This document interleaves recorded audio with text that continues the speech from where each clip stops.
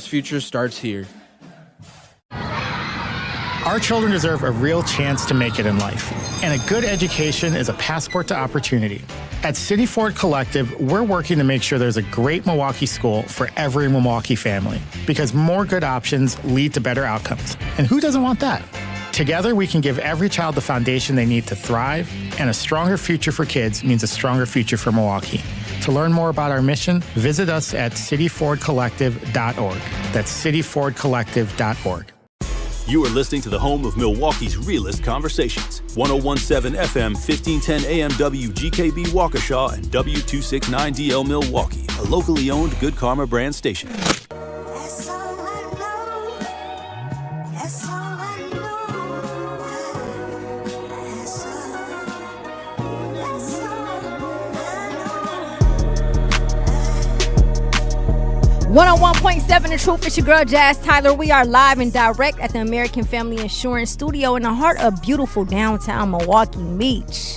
What's the word? What's the word? It's Tap time in. to tap in. All right, you know the rules. You know how we do. Got to kick it off. What you eat today? Just some light, just chicken sandwiches and stuff like that. Just enough to get me through the show. Okay. Shout out to Five Corner Fish Market, the old, red snapper. I had some good jumbo shrimp. They got a nice little lunch special for $12.99 with the jumbo shrimp, the soda, and the you ate fries. way better than me. It was going down. It was going down. Quick. I had to grab Never something. seen that happened. I had to grab something to eat. We got some special guests in the building today. Who we got? Kalea is back. Yeah, Kalea, what's up, Leia? Hey, y'all. HFCA.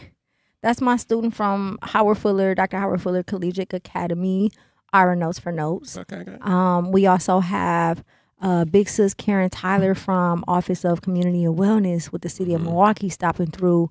Karen has been a huge support in supporting things for the youth to do in the summertime. So we've been talking about it. Now we can hopefully get some answers today, right? I got some stuff. Yes, indeed.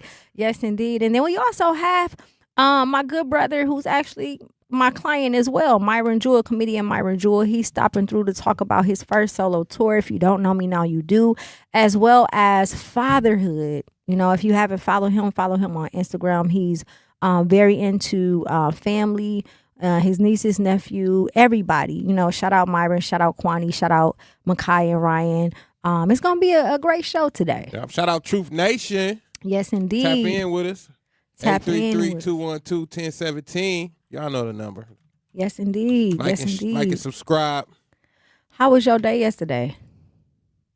Yesterday? Mm-hmm. After we left, the conversation. I had a few consults with artists, Black Shife and stuff like that. Just going over. My phone been kind of going crazy. Mine too.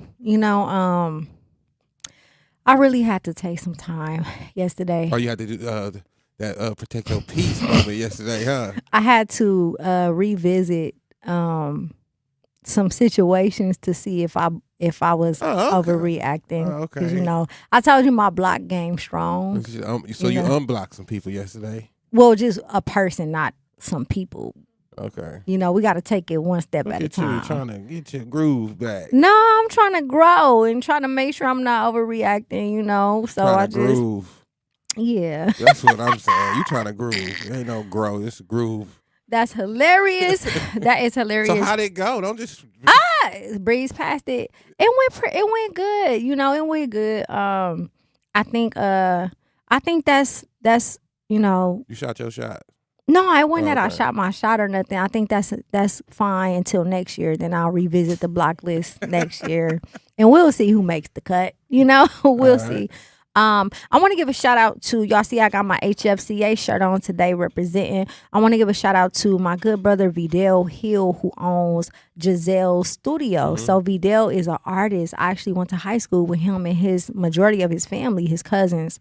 But he invited us a couple of months ago to participate in an event with the Milwaukee Brewers. So we were able to take some students out there today, and they got a chance to work with the players and paint some shoes and screen print some shirts. And it was cracking. It was super dope. Great experience, had a ball. Shout out to the Milwaukee Brewers players. Blake Perkins, he was one of the players out there who was really, really supportive. They were all engaging. It was amazing event. Shout out to Katina too. She is wonderful Black woman. She's over there running the foundation for the Brewers and putting together these community events. And we're gonna get her on the station. Awesome. You know, Let's do it. bring her down here. So yesterday we were talking about mental health. I have to send a shout out to Sierra. She lost a relative, our other student, and she was just here yesterday talking about mental health. So we want to send our condolences. And I got to give a shout out to my family. Today is my auntie who passed away birthday. She was the glue of the family. So it's a celebration day for me because she was such an amazing being. And normally around this time, I'm in a dark space. But I really took some of the things we talked about yesterday, including journaling and in work. And today is a beautiful day. Yeah. You know, today is a beautiful day. So. Absolutely. Weather has been. How you doing today, Kalea? I'm doing good.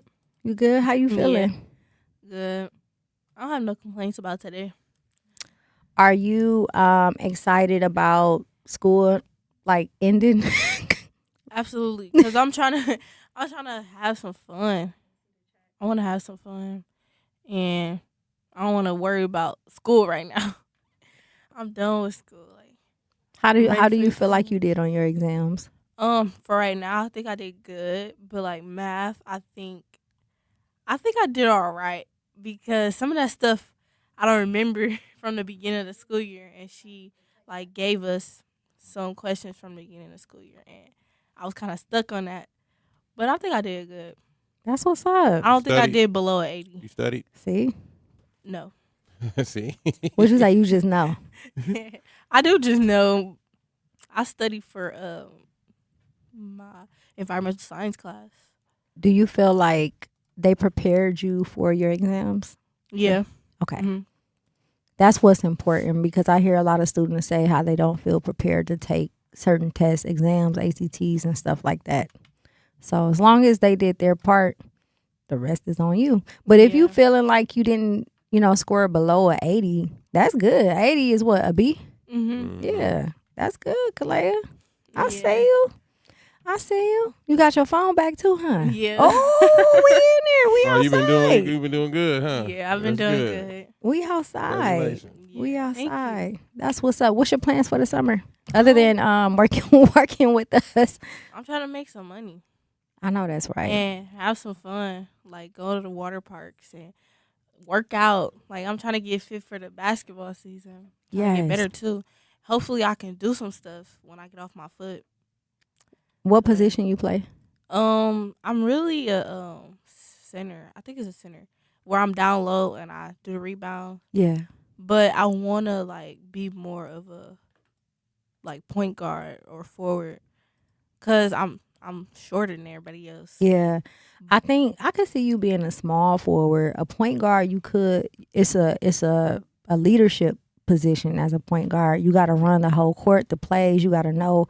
You got to see things in your teammates that they don't see in themselves. You got to, it's a lot. But I say that because I feel like just based off of you and how your mind works, you'll be able to. So, if you want that spot, let Leisure know. Hey, Leisure, you heard her. She want to be a point guard. Let her know and start working towards it, Yeah, Bijo already know. Bijo said that's the future point guard. Yeah. He already know. Yep. All you have to do is just, practice, work on them handles. I might could show you a little something. I got a little bit still left in me. Just a little bit. Yeah, I'm trying to get off this boot. So now what you gonna do? Hoop or drop this verse?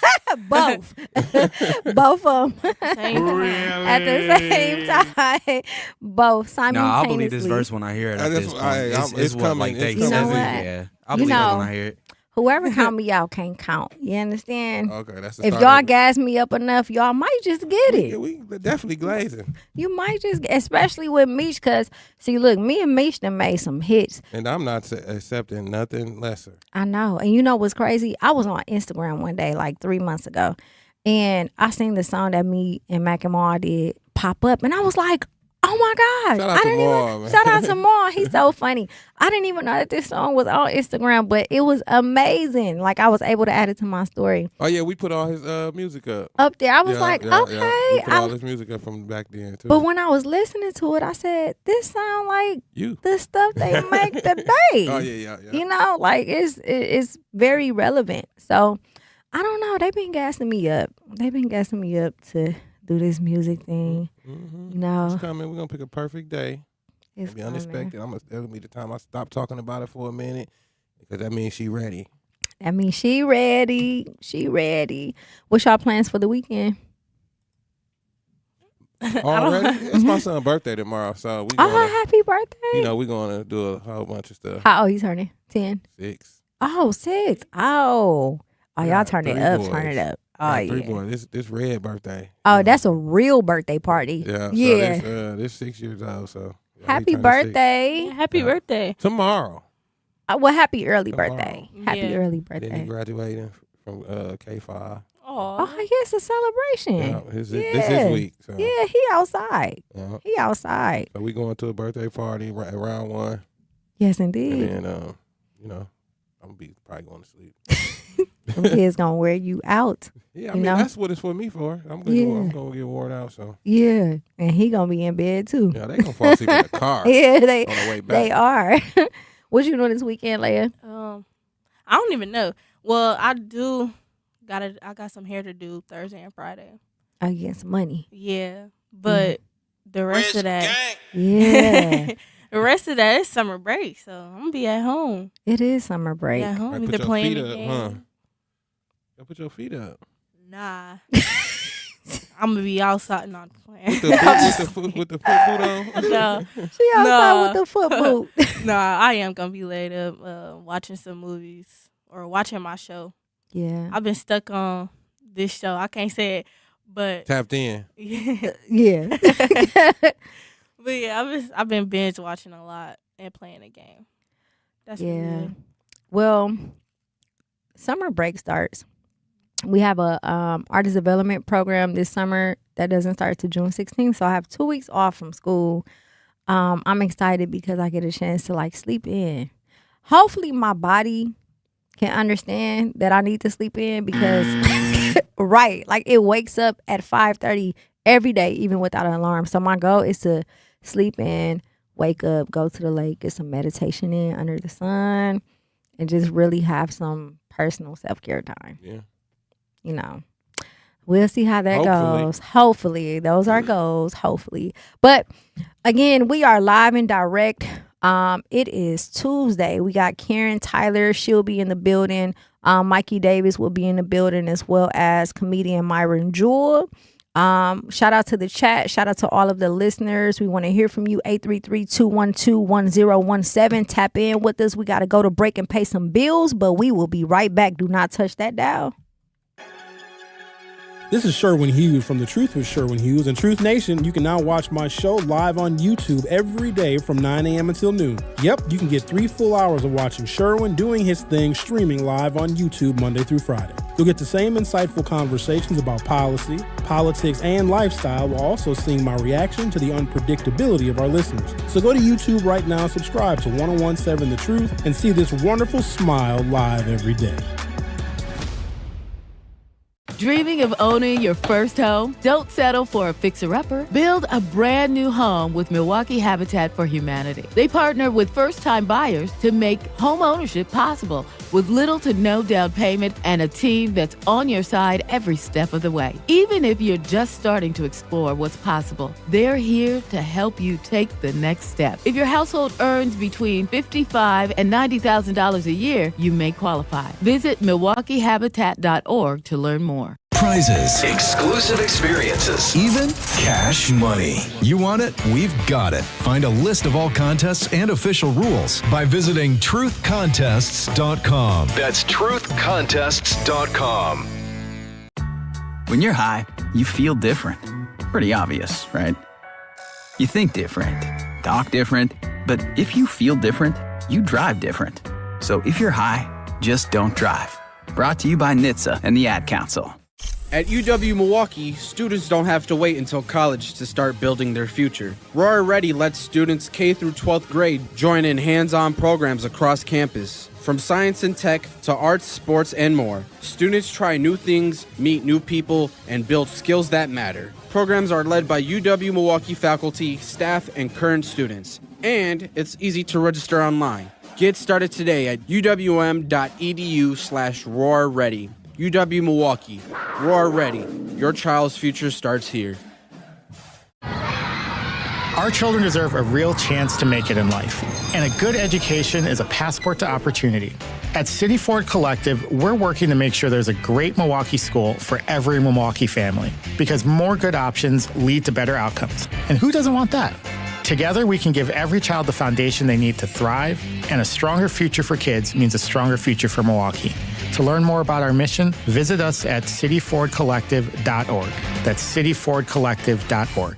Dreaming of owning your first home? Don't settle for a fixer-upper. Build a brand new home with Milwaukee Habitat for Humanity. They partner with first-time buyers to make home ownership possible with little to no down payment and a team that's on your side every step of the way. Even if you're just starting to explore what's possible, they're here to help you take the next step. If your household earns between $55,000 and $90,000 a year, you may qualify. Visit MilwaukeeHabitat.org to learn more.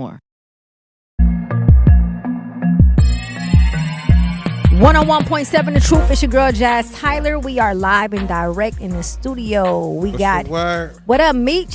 Leia in the building. What's up, Leia? Hey, y'all. How you doing? Good.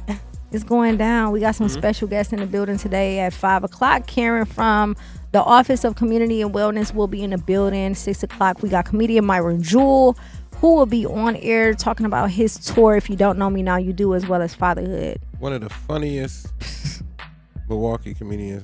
Man. I'm going to hit you with that fofo now.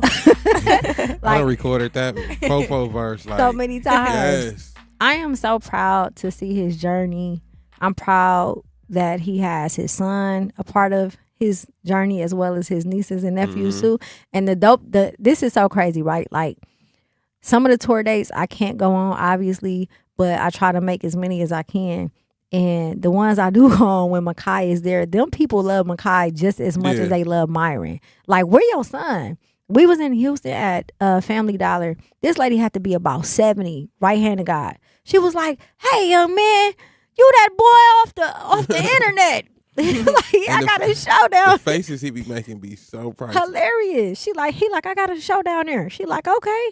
She went home, changed, and came to the show. And I was like, dang. Like, these people really are demographics. So shout out to Myron, man. Shout out to his journey he be putting on for the city. Last week, we were talking about traditions to bring back in Milwaukee, right? And a lot of the traditions Meech and I were speaking about were things that we experienced when we were your age. The double dutch, the water balloon fights, things of that nature. And obviously, as a teen, you see your peers, you see the teen takeovers, you see everything that's happening around the city, right? What do you propose we do this summer so that you guys can have a safe summer? Maybe like making like programs for kids to join, like teens. You know how they have summer programs, but it's like a daycare in the summer. No teenagers want to go there. Like, I'm sure teenagers want to be out and about, but also probably with their friends and in a safer environment. Like, say I'm creating a program where we go on a lot of field trips or we do a lot of teen things, such as, I know it's kind of corny, but making TikToks and stuff, like, just engaging with other teenagers, not like being at a summer program with little kids and all of that. So maybe Meech, and shout out to Vaughn, because this is actually, I got to give him credit, this is actually something that Vaughn thought about, but he was thinking about doing a, well, I'm not even going to say. We just going to do it. But to your point, I hear you loud and clear, because I do agree that you guys need something to do outside. And when I see the teen takeovers and things that they pump up to be, something that we know is really not, I just see that they just want to have fun. Yeah, that's why we do one of the biggest concerts for the youth. Yes. So, yeah. T4TC. They want to have fun. And I think that us adults, we should have fun too, but not just brunches and drinking and day partying, like let's have fun with the kids. Like let's, instead of telling them they need something to do while we over here partying, let's bring it all together. You know how I used to be like when it's like the students versus the faculty? Yes. We just had one of those games last week at school. Yeah. You feel like you got to stick it to them. Yes. I think we should do that, Meech. Something like that. Yep. You ever see those TikToks or reels of families who be in the backyard, big backyards with like them, they run and on them soap slides and, like almost like this show back in the day was called Gladiator, where it's an obstacle course, but something of that, but with, different activities. But I think we should do that. I think we should do it with generations, invite all generations and just have fun, basketball, volleyball, soccer, kickball, like a big cookout. Just do things where we all can, participate together. I think that's dope. Should it be free? Yeah, everything should be free. It should be free because there's no excuses as to why you can't come. And I would encourage families, like, this is a time where you can bring your child and kick it with your child. Like I think we should do that. We should have a citywide water balloon fight. I was just thinking the same thing. That's what I said. Take the water fight. Citywide water balloon fight, with rules, obviously, stipulations. Of course there's going to be rules, of course. To make sure everybody is safe, but yeah. No spraying me. No, for real. Rule number 1. For real. What else would you like to see, Kalea? I'm not really sure. Cause I don't really do nothing. What about music? I used to do some. Like when I was younger, I used to be outside every day. Young. I was young. Listen, still young, still a kid. Okay. When I was in a child, my single digits. Okay, that's better. Boom. That's I better. like that. Yeah, Okay. I like that. I used to be outside almost every day out of the summer, whether it was, or I used to be outside in fall, spring, ride bikes, maybe play in the water, play basketball outside. Now basketball we would play all the time, and just be a kid. Like I wasn't really the type to stay in a house to play Just the be a game or nothing kid. that. Just be a kid. Yeah. Why do you think the teen takeovers are happening? Like why do you think that? I'm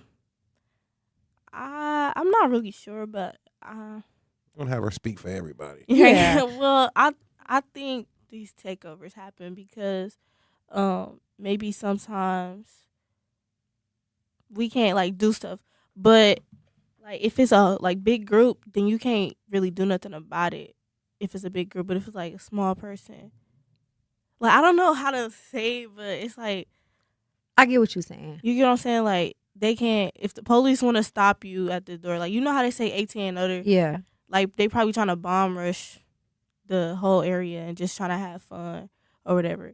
And sometimes it be harmless takeovers too. It's not not all the time violence. Now sometimes violence happen because some popped off at the wrong time, wrong place, wrong time. But I feel like the takeover is not meant to be harmful. That's what I think we need to hear. We need to hear from a youth themselves that not every teen takeover is what the media portray. They always cover the fights and stuff, but they're not covering when it ain't even the media. It's not the media, but the parents and the people that's in the neighborhood on Facebook. Yep. Yeah. I agree, Leia. Well, I personally believe that that we can do some things this summer to kind of combat the teen takeovers. I mean, we're finna talk to Karen now. Yeah, we need solutions. That's what we waiting on. We need solutions, right? So, Clay, you got to help us. We have Karen Tyler from the Office of Community and Wellness who will be joining us today, and we'll be able to sit down with her and talk to her about solutions. Karen is the woman with the money and the plan. You understand? So go ahead, get on your phone, text your friends and say, what can we do? Okay. Exactly. So I want you, that's why I'm asking you, because this is what me and Meech have been talking about, solutions. What are the solutions? There's nothing better than to have someone who is a part of the planning process speak with the youth so that you can tell her directly what it is you need from her so that we can implement it and put it into play. Right. So when she joins us and when her team joins us, I want you to sit down and speak with her, you know, about some of the ideas you have. Okay. Yep. Yes, indeed. What the chat looking like, Meech? I don't know. I wasn't even really paying attention to nobody in there right now. Oh, yes, we do. We got August saying, what's good, family? Watching you guys live this time. Big ups. Shout out to August. Thank you so much for tapping in with us. So I was asking you earlier, right? Again, one of the things that we have going on this summer is the artist development program at Notes for Notes, and it's only for Howard Fuller students. But when I was your age and I was doing music, the summertime was everything for me because that meant I could be in the studio all day long. So a lot of youth, especially your age, are into music. So I would love to see open mics for the youth. I would love to see different things where they can express themselves, art shows, pop-up galleries, things of that nature. So what are your plans music-wise? Do you plan on shooting some videos this summer? What do you plan on working on? I'm planning on shooting some videos. Okay. I can't wait to experience that. Yeah. Like, and then I want to make some more songs. So then when I come into the school year or whatever, I can blow people's minds. I'm popping. I'm in there. They gonna know who Leia is before that's right. they step in. I know that's right. You sit next to me, it's over. Yep. That's y'all right. Gonna hear me on the radio one time. That's right. That's right. They've been hearing you for a couple of days now. Yep. So what are some of the things you're working on music wise? Well, I am writing poetry right now. And I wanna That's a good alternative, I haven't told nobody this. I wanna write like a poet song. Like, you know how Drake be? Yeah. Yeah, I wanna write that. I wanna do that. So I started in poetry. Before basketball, music, everything, I started with poetry. And I love poetry. And I feel like rapping is poetry. Yeah. It's just with melody, right? So to that point, I love to see poetry slams too. I mean, they got poetry. Youth. Unplugged, yeah, but specifically for the youth. For yeah. Sure. I mean, like, it's nothing for them. Yeah, at all. I mean, like, just like constantly going on. You know, I'm part of the solution process. Yeah. You know, trying to come up with stuff, talking to them. But, you know, that's why I need to talk to Karen. That's right. That's right. The woman with the plan. So, I mean, but it's nothing for them. Like on a consistent, you know, and just having these conversations throughout the city, trying to come up with solutions is just so hard to. It's a simple idea like that take forever. Exactly. Which is why again, shout out to Dr. Biko Baker for allowing us to give us a platform for the youth to have a voice. And we want to hear from you too. Shout out to the chat. Call in 833-212-1017. We got to go to commercial break. We will be right back. Do not touch that dial.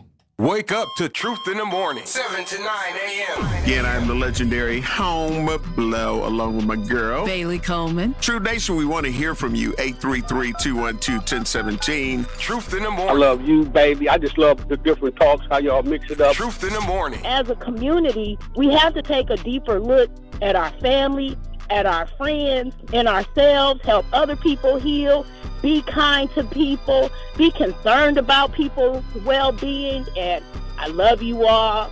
You all have been rocking it out. Salute. God bless. Wake up to Truth in the Morning, 7 to 9 a.m. 101.7 FM. The Truth. Homer and I will be the new morning show. Truth in the Morning. On the award-winning 101.7 The Truth. We'll see you tomorrow. We'll see you tomorrow. Love y'all. We'll be black. So don't change your dial. You're listening to 101.7 FM, The Truth of Milwaukee. 70 million people in the U.S. have learning and thinking differences, like ADHD and dyslexia. Each has their own story. This is ours. At first, I thought it was just a phase. Then schoolwork became a struggle. Emotions got bigger. and my kids started falling behind. I felt alone, like I was lost in the dark trying to find answers. Then I learned about Understood.org, a nonprofit empowering parents and kids like us. It was like we had a light to show us the path ahead. Whenever new challenges came up, their guidance helped us figure out our next step. We still have tough days, but now we have direction. And I have the tools and resources I need to help my child thrive. No matter where you are on the path, Understood can help you keep moving forward. Visit understood.org/yourpath today. Teachers are dynamic leaders, shaping a new generation.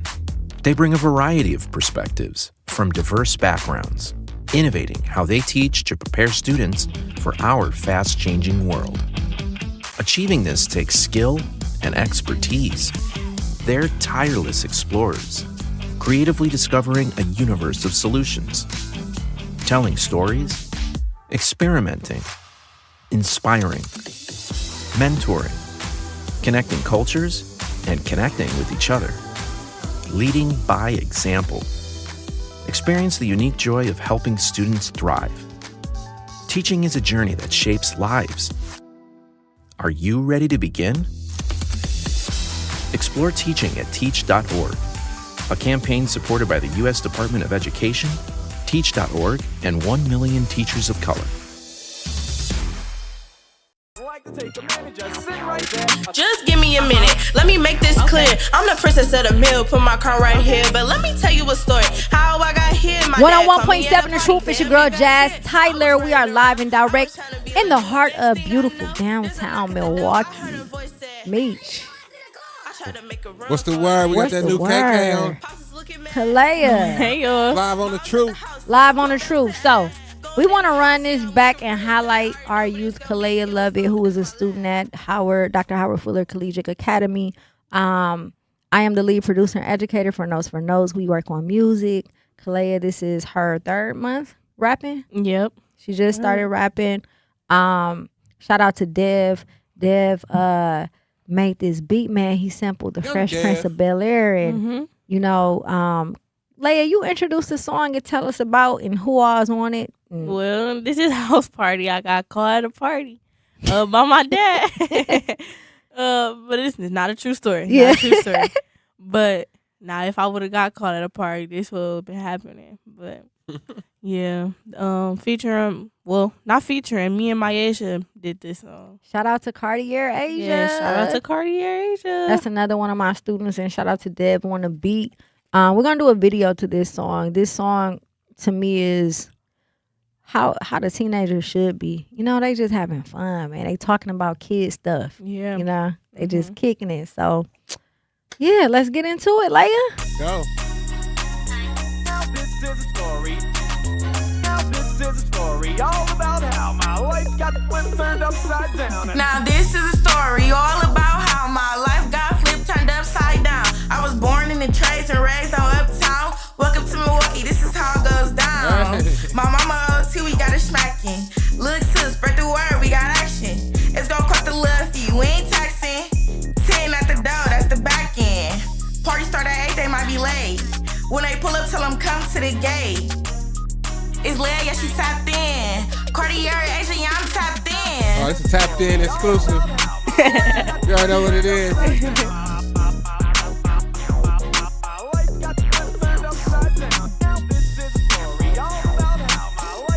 We're here to turn y'all Tuesday up. Just give me a minute, let me make this clear. I'm the princess of the mill, put my crown right here. But let me tell you a story, how I got here. My dad called me at a party, damn nigga got kid. I was running around, I was trying to be left. Next thing I know, there's a knock at the door. I heard a voice say, I tried to make a run for it, I ain't get too far. Pops is looking mad, going out bad. Mom's at the house, finna put belts to ass. Going in the house, yeah, I'm looking real sad. I already know what it's gonna be, it was fun, but that's my last. Let's go. Y'all know this song. Leia.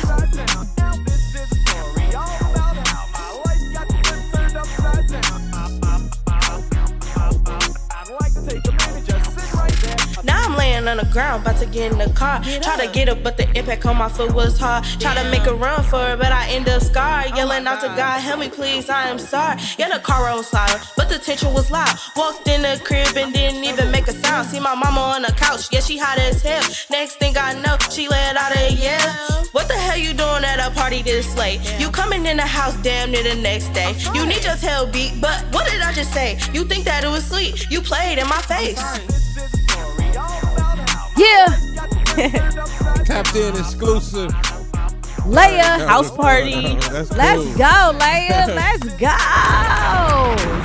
Shout out to Leia and Myasia. Going down. Yes, indeed. Shout out to Myasia and Kalea. This is their first time rapping. This is like maybe the second track they've ever rapped on in their life. And again, it was fun. It was something that I feel like the youth needed to do, to talk about something other than what they, currently talk about. And Leia Cole, she write her own stuff. She write all of her own lyrics. All right. She got a couple hits, So shout out to Leia. Marty Graves, shout out. That's my big cuz. He said that's fire. Quinn Taylor, shout out. Quinn said I'm feeling that. Yes, indeed. This is what it's about. How did it feel making that record? It sounded like a summertime record to me. It was fun. It was fun. Then I got to perform it. You end up getting goosebumps when you was recording it? Nah. You did? Well, that ain't the hit then. It ain't it. I was in there dancing though. Oh, yeah, you definitely in there then? dancing. Yes. Yeah. So it's like this feeling when you get goosebumps when you rapping in the studio. That's how you know you got it. You gonna feel it. You still early. So how did the performance go at school? So this is one of the things I love about HFCA. Every Friday we have a morning meeting. I wish we had this in high school. The morning meeting really is like a miniature version of a pep rally. Yeah. With everybody in there? Yeah. So I did that. We was in high school. Everybody had to go in the auditorium. No, this was every Friday. Oh, this is every Friday. Like y'all jump back into it's a meeting at a certain time? Yeah. So 10:30 we meet until 11:30. Okay. We have games. They have performances. We do college announcements, school announcements. It's just a time for the whole school to kind of get, become updated on what's going on, but it also gives them time to showcase what they've been working on. So Kalea got to perform this with her classmates last Friday. Yeah, it was fun. It was fun. Yeah. They had a whole ensemble. I made them, we rehearsed. They probably was so mad at me because I was like, y'all not about to make me look bad. You're supposed to. I had foot on neck. You heard? Yes, foot on neck. I remember Twin them did Summerfest. We had rehearsals down here at the Grand. Oh, that's fire. So we was rehearsing for the Summerfest for 3 weeks. They had fun. I'm proud of them. And I also, get a chance to see their strong suits and what we can work on. But there'll be more live performances this year. Shout out to Autowoman Cox. Our youth will be performing at Brownsville Fest this year as well. And again, I think that we need to start pushing them in this direction to where they feel comfortable and start sharing this is the first step, art. Yep. Access to be able to promote, for all the artists really. And after that just keep working and then just start planning to release, and get your money up. Absolutely. Yes, I didn't get my money up. So I know your dad used to do music. How does your parents feel about you doing music? Because when I was younger, when I was 15, well, let me take it back. When I was 12, my mom was like, whatever, we're just doing something, right? When I hit 15 and I got serious with it, it was like, okay, she started letting me go to the studio, and then she started seeing oh, she's for real about this. I never wanted her to hear it though. I don't know. I was just I didn't want my parents to be all in my music life, right? Yeah. Yeah, that's what you was doing. So I was cussing, but I was doing, don't try to blast me, right? No, I was cussing, but it was just more so shyness, right? So I didn't want her to hear my music and I didn't really want them to know I was doing music. So how does your parents feel about you doing music and do they support it? Yeah, they support it. Every time I drop my song or every time I finish my song in the studio, I go straight to them. But this last time I didn't get to show them because it wasn't mixed and mastered yet. But That's all good. But they support me. They all proud. They both proud. Yeah, don't show nobody your song until it's done, because whatever you show them, even if it's incomplete, the listener think it's done because you're showing it to them. Right. You know what I mean? So as much as you want to play it for them, yeah, you know what I mean? Just try to hold it tight until it's complete. And that way you get the reaction that you want at the time it's done. Right. You'll get a prerequisite answer or response based on it not being complete, and it'll have you big headed like, oh yeah, it's cold, and then you still got work to do. He just gave you $1 million worth of game.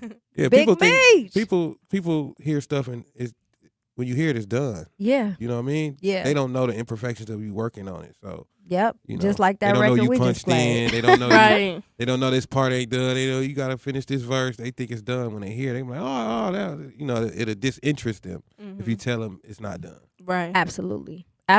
And for those who are listening, don't try to be slick, because we do got our stuff registered.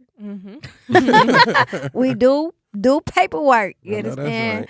Right. But no, it's when they had parent-teacher conference, I got the opportunity to bring our parents up to the studio. Like, we like to show them, because as a parent, if we weren't in music, right, it's like, oh, my kid do music, we got a studio at the school. Like, oh, okay, cool.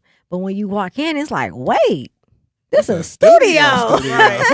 For real. Like, they really in here getting busy in this $1 million studio, and you can hear it on the big speakers, So, like, seeing their reaction, listening to her music in real time was like, man, I wish all parents, were like this. Like, that was dope. Yeah, shout out to them. Shout out to my parents. Yeah, shout out to them. For real, because they are supportive.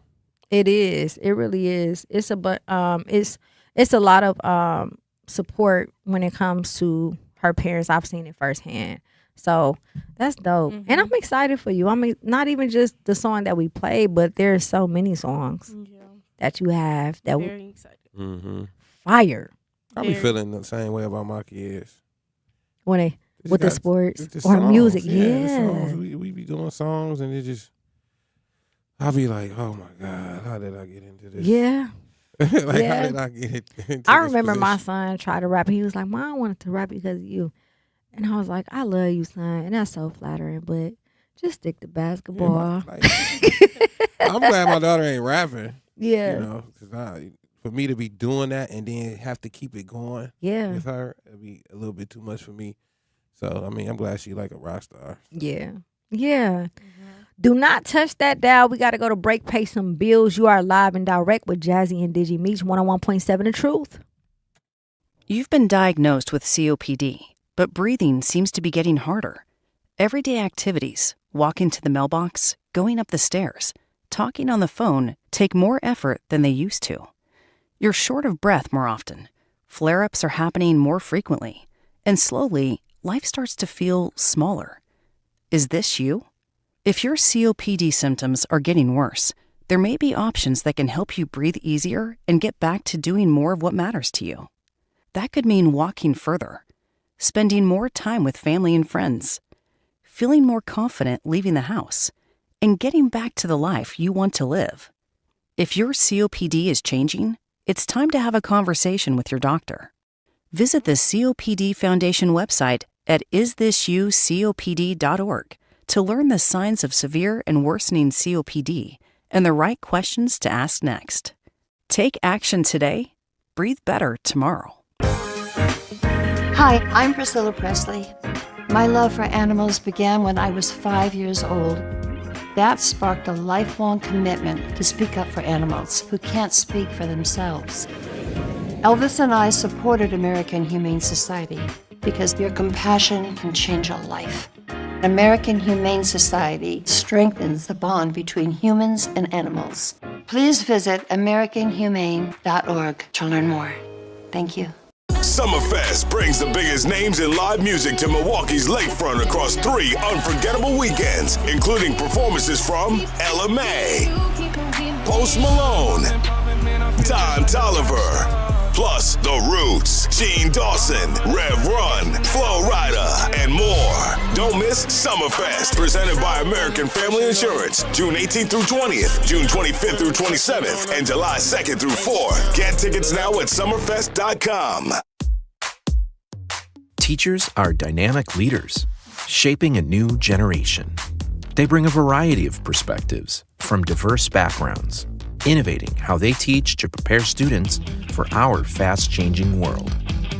Achieving this takes skill and expertise.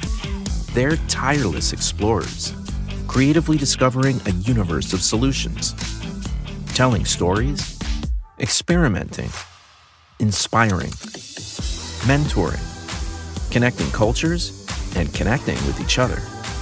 Leading by example.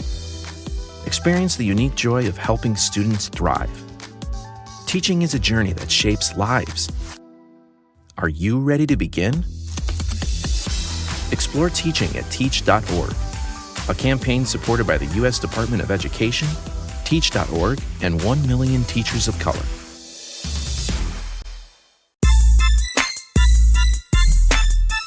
.7 The Truth. It's your girl Jazz Tyler. We are live and direct in the studio with Meech, Digi Meech, and Kalea. Yo, it's Leia. We just had a premiere of Leia's song with Cartier Asia, House Party. That joint fire, man. Yeah, we're gonna be doing a lot of premiering coming up, in the near future. Yes, indeed. And we want to hear y'all feedback. Tap in with us, man. Let us know. Yeah, I feel it's gonna be a lot of artists coming through here. I'm getting my Rolodex now. It's going down this summer. Yeah. It's going down this summer. We got some special guests coming in today as well here shortly. Karen Tyler from the Office of Community and Wellness with the City of Milwaukee. And at the 6 o'clock hour, our good brother, comedian Myron Jewell will be in the building. So make sure y'all are tapped in. We talking summer. We talking what can we do to keep these kids out of trouble? That's been the conversation. Well, we've had some conversations. It's really like, what can they do? What can they do to keep themselves out of trouble? I like that, Meech. I like that's that. That's pretty much that's the idea I got. So we're gonna be doing a lot, but I need to write this down because this thought just came to my head. When I was younger, I used to do hair as well. I always reference me because I see me and you so much, and Sierra. And I love doing hair. Like I used to. I don't know if I was supposed to. I don't think I was, but I was 15 working in the shop. Like, wow. No, you weren't supposed no, to. You weren't supposed to. I was 15 working in a barbershop, right? Braiding hair, doing hair. And I was making a lot of money at doing it, right? Mm-hmm. I think it'll be dope. Shout out to Sandra D. Shout out to my hairstylist, Anitra Tatum. All of the beauticians that's older. Let's do a hair show for the kids. You know what I'm saying? Let's get the youth who do hair, who cut hair, and let's throw them a hair show, man. A hair show. You remember back in the 90s? We used to have the hair shows, and they model with the, performances. Let's get the artists, let's get the beauticians, the barbers, and let's throw the youth a hair show. So if we got all this going on, which one are you going to be going to? All of them. All of them. Are you going to attend all of these? Easy. I mean, I'm used to it. I'm going to be at the one I'm organizing. But this, when I say let's do it, these are things that I'm a part of planning too. I know. I know. Even if I'm not, the reason why I mention them is because I'm not a cosmetologist. Even though I used to do hair, this is, their lane. So however I can support by providing the youth for them to plan it, I'm cool with that. But if I have to lose sleep this summer to make sure that they got something to do, man, count me in. Definitely losing sleep for that. For real. Count me in. I'm up all night already doing that. I've been doing that since the winter, and it's it's pretty. It's not on me to get it done because we got a lot of city officials and stuff that's being away. They got their own agendas and their own initiatives. So everybody trying to tackle the youth ideas and all that, but it's like, come on now. Yeah, and do it year round, like you said. Like we need to do it year round, but I think that'll be dope. I think it's a way for y'all to sell tickets and make money on your own, and it gives y'all something fun to do where y'all can be yourself. Yeah, as that well. part. I like that part. Yeah. Let them sell tickets and get their own money. We want to hear from y'all too. You know, we don't want to be a part of the problem. We want to be a part of the solution. Give us a call, 833-212-1017. Tap in on the chat. Let us know some thoughts you have. What are some things that the youth we can do together as a community with the youth this summer? Shout out to Anita Nicole. She said yes. You know, let's bring back some of the things that we used to do. And it could be show anything. the youth how to do it. You Exactly. call in, it could be anything. We just idea brainstorming. Yes, indeed. It takes a village. You know, we're very solution based. So this is how you get those conversations started. You know, Fun, safe summer, fun, laughing. Yes, indeed. That's what it's about, though, Meech. Right? To me, that's what it's about. I was a class clown, so yes. I know you was. I can tell now. I was a class clown. What's some of the things you used to do? What? Ranking, ribbing on people. No, I didn't really. I'm not a good. No, I can make a good comment, but Yeah. I'm not the one that pick on nobody. Yeah. You know what I mean? But I'm the one that make jokes. Yeah, I'll take your tray all the way upstairs or something. Oh, that's happened. That's what I'm saying. Like I'm running through the hallway with your tray. My tray still sitting there. Yeah. I ain't ate nothing. Yeah. Like Just for no reason. Yeah. Yeah. I miss those days. Yeah. I miss those days. The pranks. And all that. You know. I mean, we was in school when camera phones came out. So. Yeah. Yeah, we was. Oh my God. We was. It was that Why first day. you look like that? What is that? A camera phone? Yes. Wah, wah, wah. Dang. If you have a camera phone, a camera on your phone. At first, it wasn't no phones with cameras on it. Yeah. Oh, okay. So we had phones, but with no camera. The day the camera phone came out, I was in school. Oh, all right. Yep. Dang. It's to change our lives. So Literally. like texting was horrible because you literally had to press the number. Like there were 4 to 3 letters on each number. Mm-hmm. You have to press that number multiple times just to spell out a word to get the letter you want. Oh, yeah, I know. There wasn't no keyboard. It wasn't no keyboard. So we had to do that. And then they came out, remember the Motorola flip phones and then the Trio, chirps. all them. Yeah. Well, no, as I said, the day the phone got a camera, was, at school, it was crazy. It was going down. That whole week was crazy.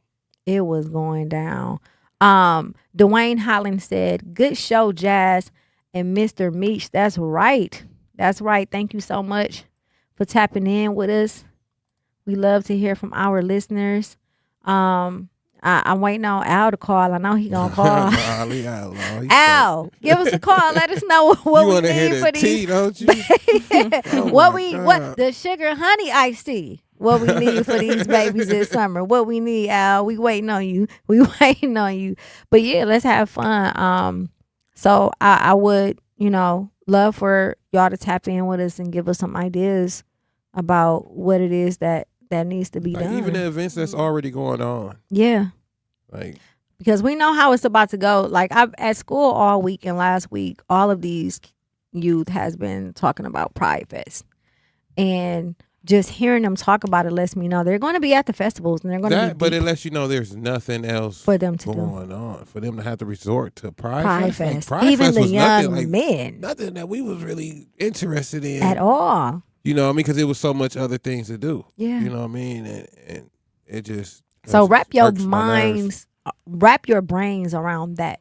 The fact that not only young women, young men, and these young men are straight. But you can almost pinpoint each and everything that they probably could try to do because it's nothing specifically for them. Yeah. So we talking about, festivals where it's drinking at, you know what I mean? Stuff that's celebrating, stuff that is not for the youth. You know what I mean? Right. Not for them.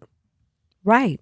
So they talking about going to Pride Fest. They might have a view up on something like that as they get older, but they not supposed to be at that. I feel like they're not just. I don't think they're going for the pride. Like they're not supposed to go at all. Even though they're not. And the fun of it. But that's let you know it's nothing else for do them for y'all to resort to an adult festival. Yes.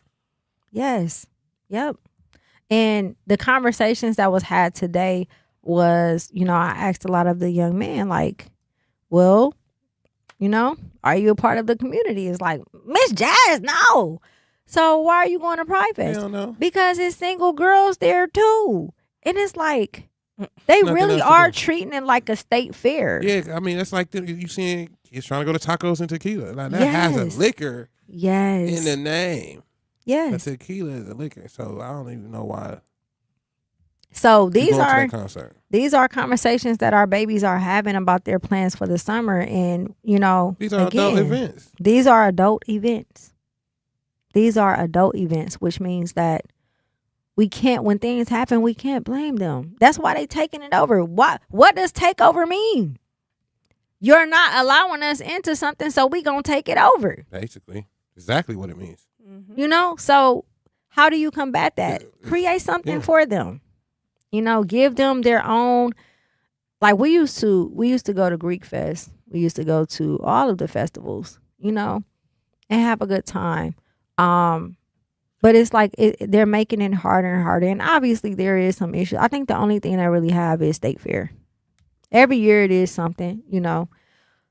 But I don't think you got to give them something. It's more so like relate to the children. Yeah. You know, then you could organize something for them. You can, you know, budget something for this. You know what I mean? Like, it's going to be more kids coming. Exactly. As more kids go, there's more kids coming. Yep. The 11, 12-year-olds finna turn 13. Yep. And a message now they finna be outside. My message to the people who hold the funding, and if it don't apply, let it fly. Let it go. You know, the people who are in charge, you know, you have to be strategic about who you get involved. That's why I have the utmost respect for people like Karen Tyler, because she does go to the source.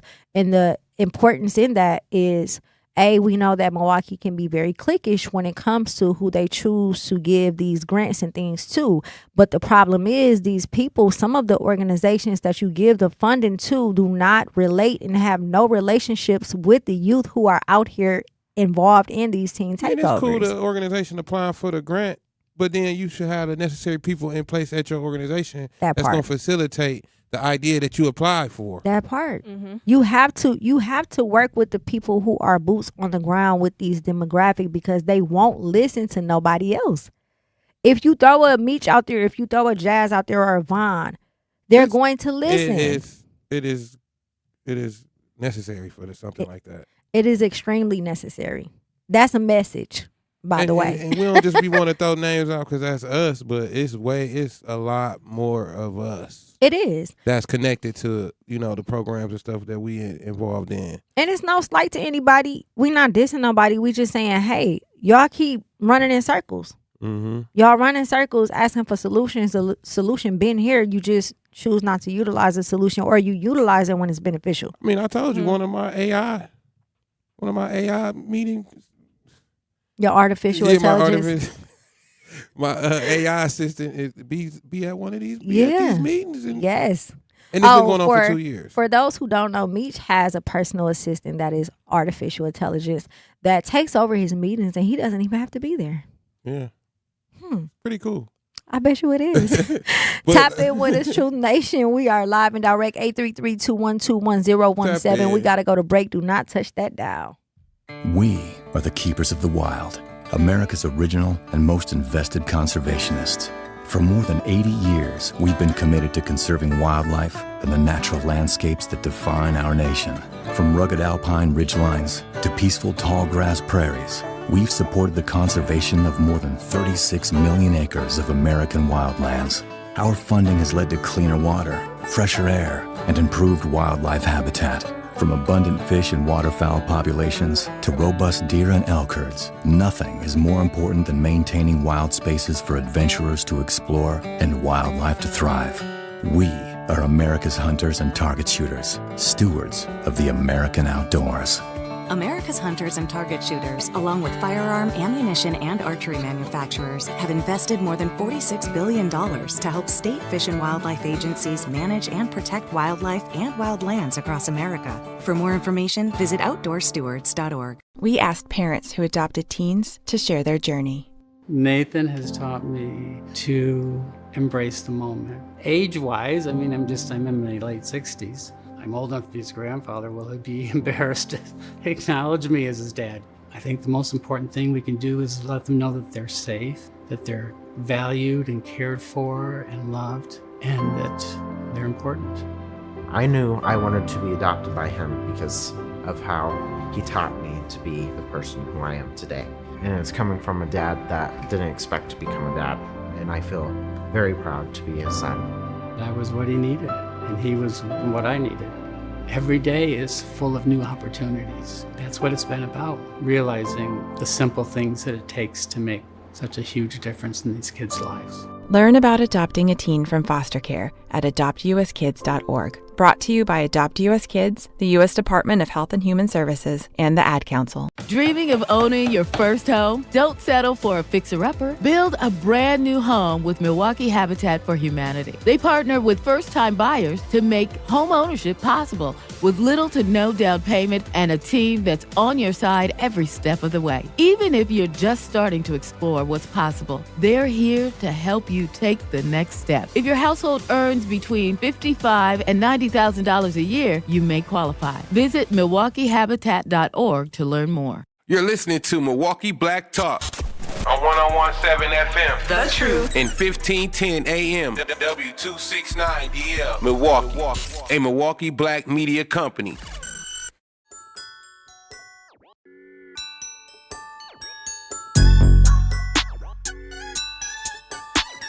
One on 1.7 The Truth. It's your girl Jazz Tyler. We are live and direct at the American Family Insurance Studio in the heart of downtown Milwaukee. I got my co-host with me, Digi Meech and Leia. Hey y'all, it's Leia. Yeah, how you feeling, Leia? Your single dropped today. We talking summer events for the teens. It's going down, man. It's going down. We have a caller on the line. Lee, are you there?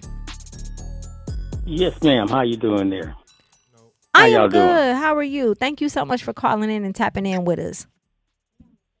Yeah, I'm doing pretty good, and I've been listening to you guys, and I've been having this thought that the teenagers do need a place that they can call their own, that they can go to.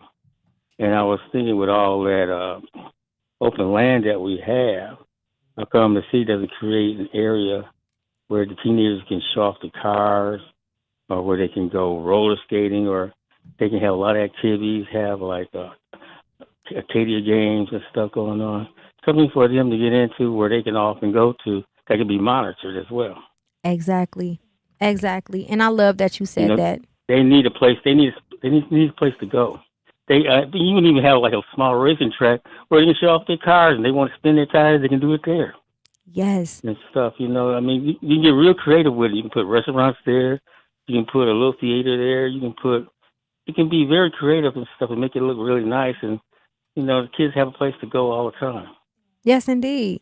And it's amazing you said that. I remember a few years back, we had actually pitched something to Milwaukee Mile when there was issues with the street racing and the stolen cars. And it's like, I don't know if the youth know, but there's NASCAR. There's Milwaukee Mile. There's, places for them to actually race as a professional. Like, how do we work with these organizations to create situations where, they can go and do things like that safely? Right. We just need to create a place where they can go and they can be themselves, but it has to be monitored as well. But, it just need a place where we can direct them to another spot, instead of in the streets or instead of downtown somewhere. Absolutely. Well, thank you so much, Mr. Lee, for calling in. We truly appreciate your feedback.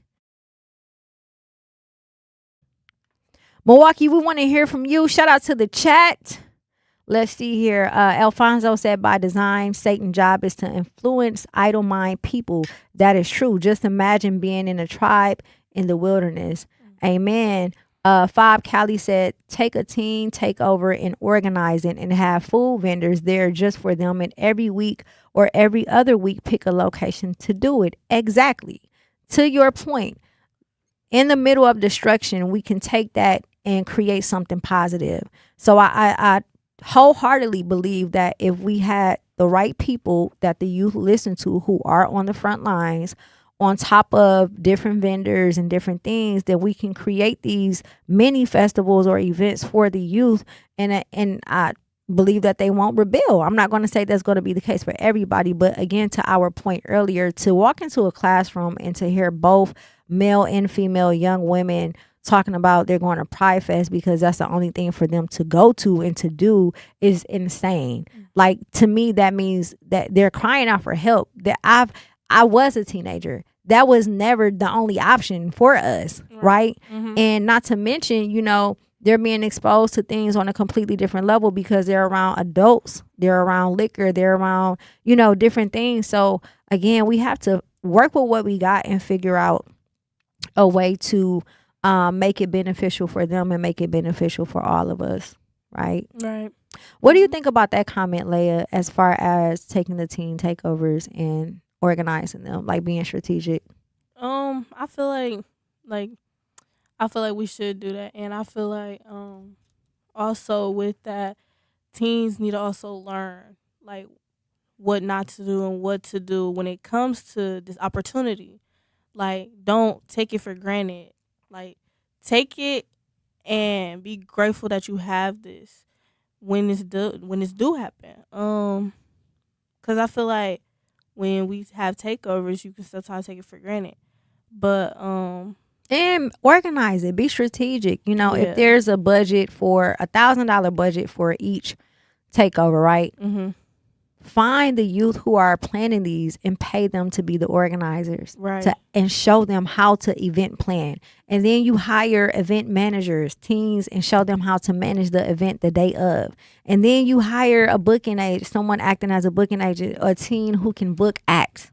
You know, like there's a way you can do it where it makes them feel included.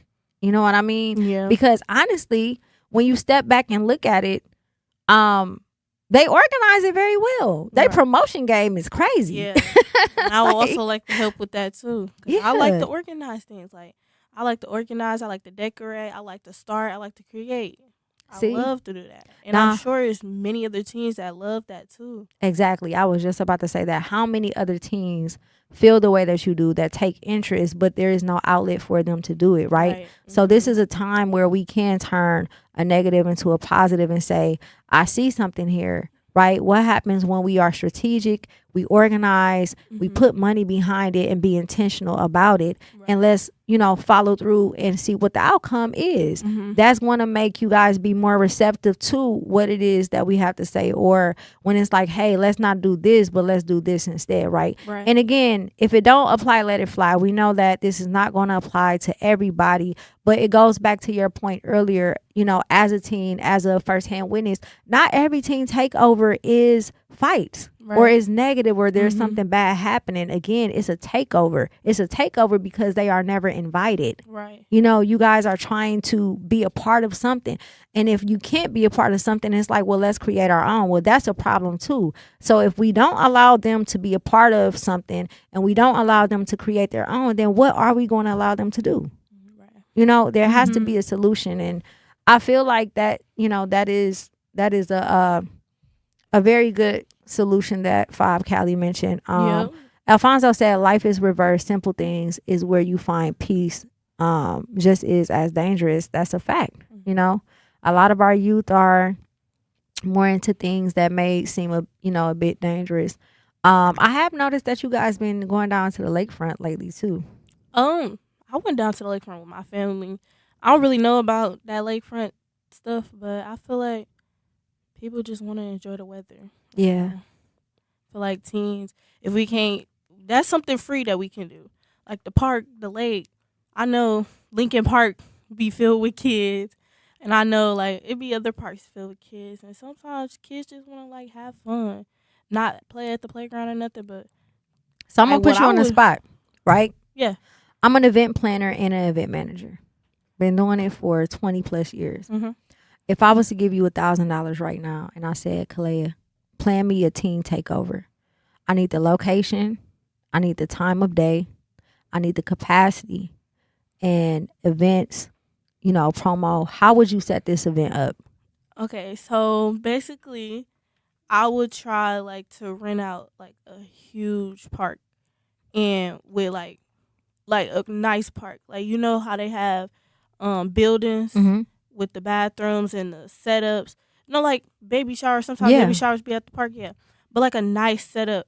So then we can do stuff outside. We can do stuff inside. Like there's games inside. There's games outside. There's food and everything. I would set something up like that because then you have both sides. Right. You got the technology, then you got the outdoors. So do you know who to contact for something like that? And I'm not saying that this is what you should do, but I'm trying to get you in the mind of planning and event planning so you will know the structure. That's county, right? So you have city and then you have county. Anything pertaining to the parks is county. So as you get older and you start to plan different events, it's important for you to know these things so you can know how to do it the proper way, right? Okay, so you want to rent out a park, then what? Then I have like people to help me set up and help me like plan what should we do outside or what should we do inside. And I love kickball, so I think kickball will automatically start the outside part. And then have a few games outside, like when it's nice outside. Like you said, water balloons and water guns, whoever out. And then it's this game that I would love to play. It's called like you put Kool-Aid and you have 4 teams. You have Kool-Aid and these water balloons. And if you get hit, you're out, and last one wins. It's a fun game. It was on a movie though. Yeah. But I would love to recreate that. And then the inside we would have like games, like video games. If you win a prize. Or a movie room. If you watch the movie and eat some snacks, just kick it. How would you keep this event safe? I would enforce security, of course, because nobody can really be trusted. Well, people can be trusted, but nobody can really be trusted. Facts. So, yeah, I'm gonna have security around, and I'm gonna make sure like there's stations and stuff. Yeah.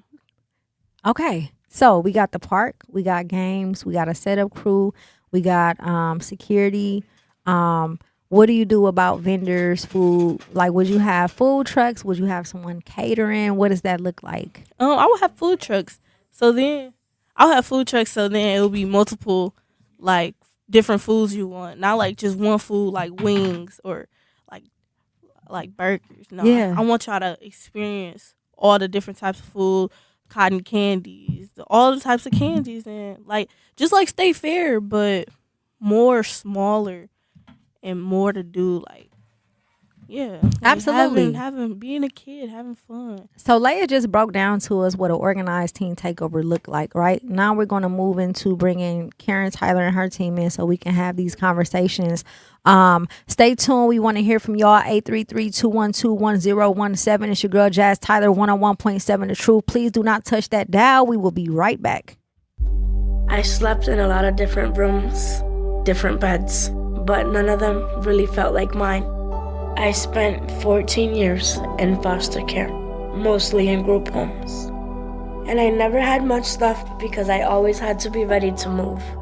Why get things if you just have to let them go? There are more than 100,000 children in foster care waiting to be adopted.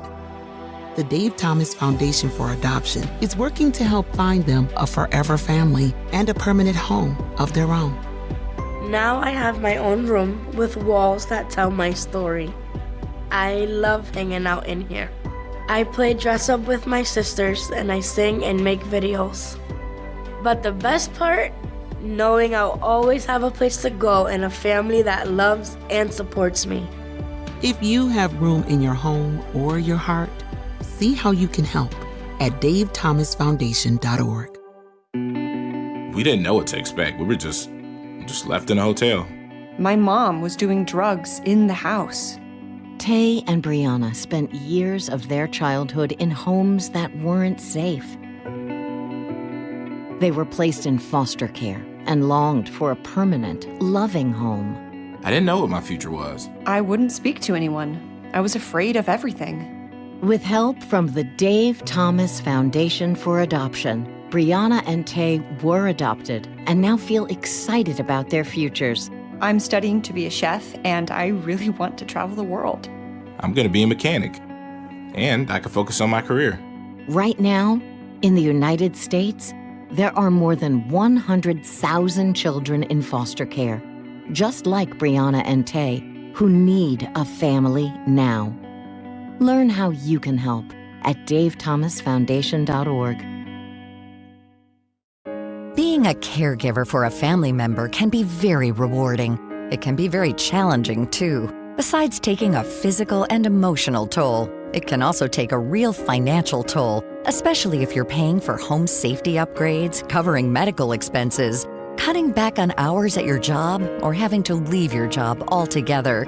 In some states and in certain situations, you may be eligible to get paid for the care you provide, but finding reliable information about caregiver compensation can be overwhelming and very time-consuming. The AARP Foundation Paid for Care Hub can help. It's a free online tool developed with support from United Healthcare, where you can search compensation programs, explore your options, and get answers to frequently asked questions. Find out today if it's possible to be compensated for the time, effort, and care you're providing. Visit paidforcare.aarpfoundation.org to learn more.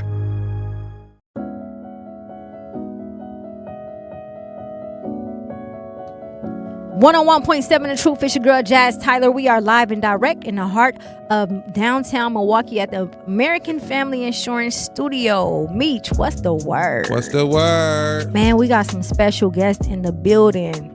Big names. Big names, big names. Shout out to the City of Milwaukee Office of Community and Wellness. We have the Miss Karen Tyler. And unfortunately, we aren't related by blood, but that is my sis in spirit. We have Miss Karen Tyler. We have Mr. Mitchell here, as well as Mr. Davis, representing New York City, correct? And Chicago. It's going down. Yeah, it's Milwaukee going down. In the building. Welcome. And Kalea. We cannot forget our student from Howard Fuller Collegiate Academy. Kalea is in the building so that we can have an intergenerational conversation with your office, with you, as well as with the youth. But welcome. Thank you so much. I'm so glad to be here. Thank you for coming and welcome to Milwaukee. I don't know if you guys have been here, but I'm pretty sure you have because you're right next door. But no, absolutely. It's not a strange city to me at all either. I've been over 10 years coming back and forth. Oh, well, welcome back. Yes. Welcome back. So first and foremost, I have to personally congratulate you on your role as someone who I've seen and witnessed firsthand your passion. I actually, knew Karen's son as well, who did music. And I've seen your heart. I've seen you pour into it. We've worked with Tupac Foundation on the mental health retreats and different events. So to see someone who is actually out here doing the work receive this position is everything to me. For those who are listening, tap in.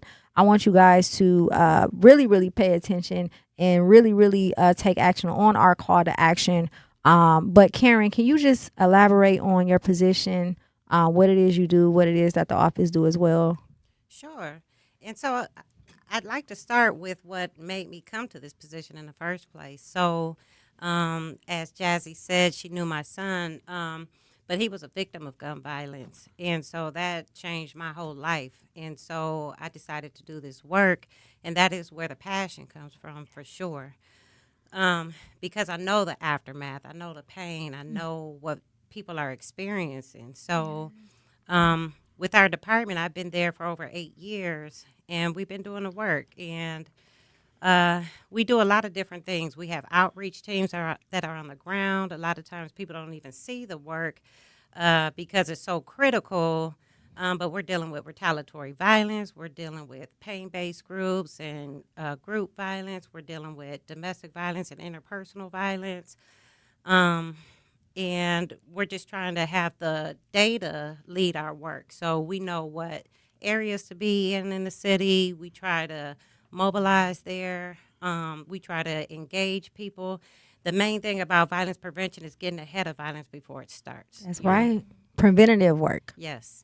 Preventative. Mr. Mitchell, can you introduce yourself for our listeners, where you from, what it is that you do as well? Yes. Well, one, thank you so much for even having me here, actually present to be a part of this great interview.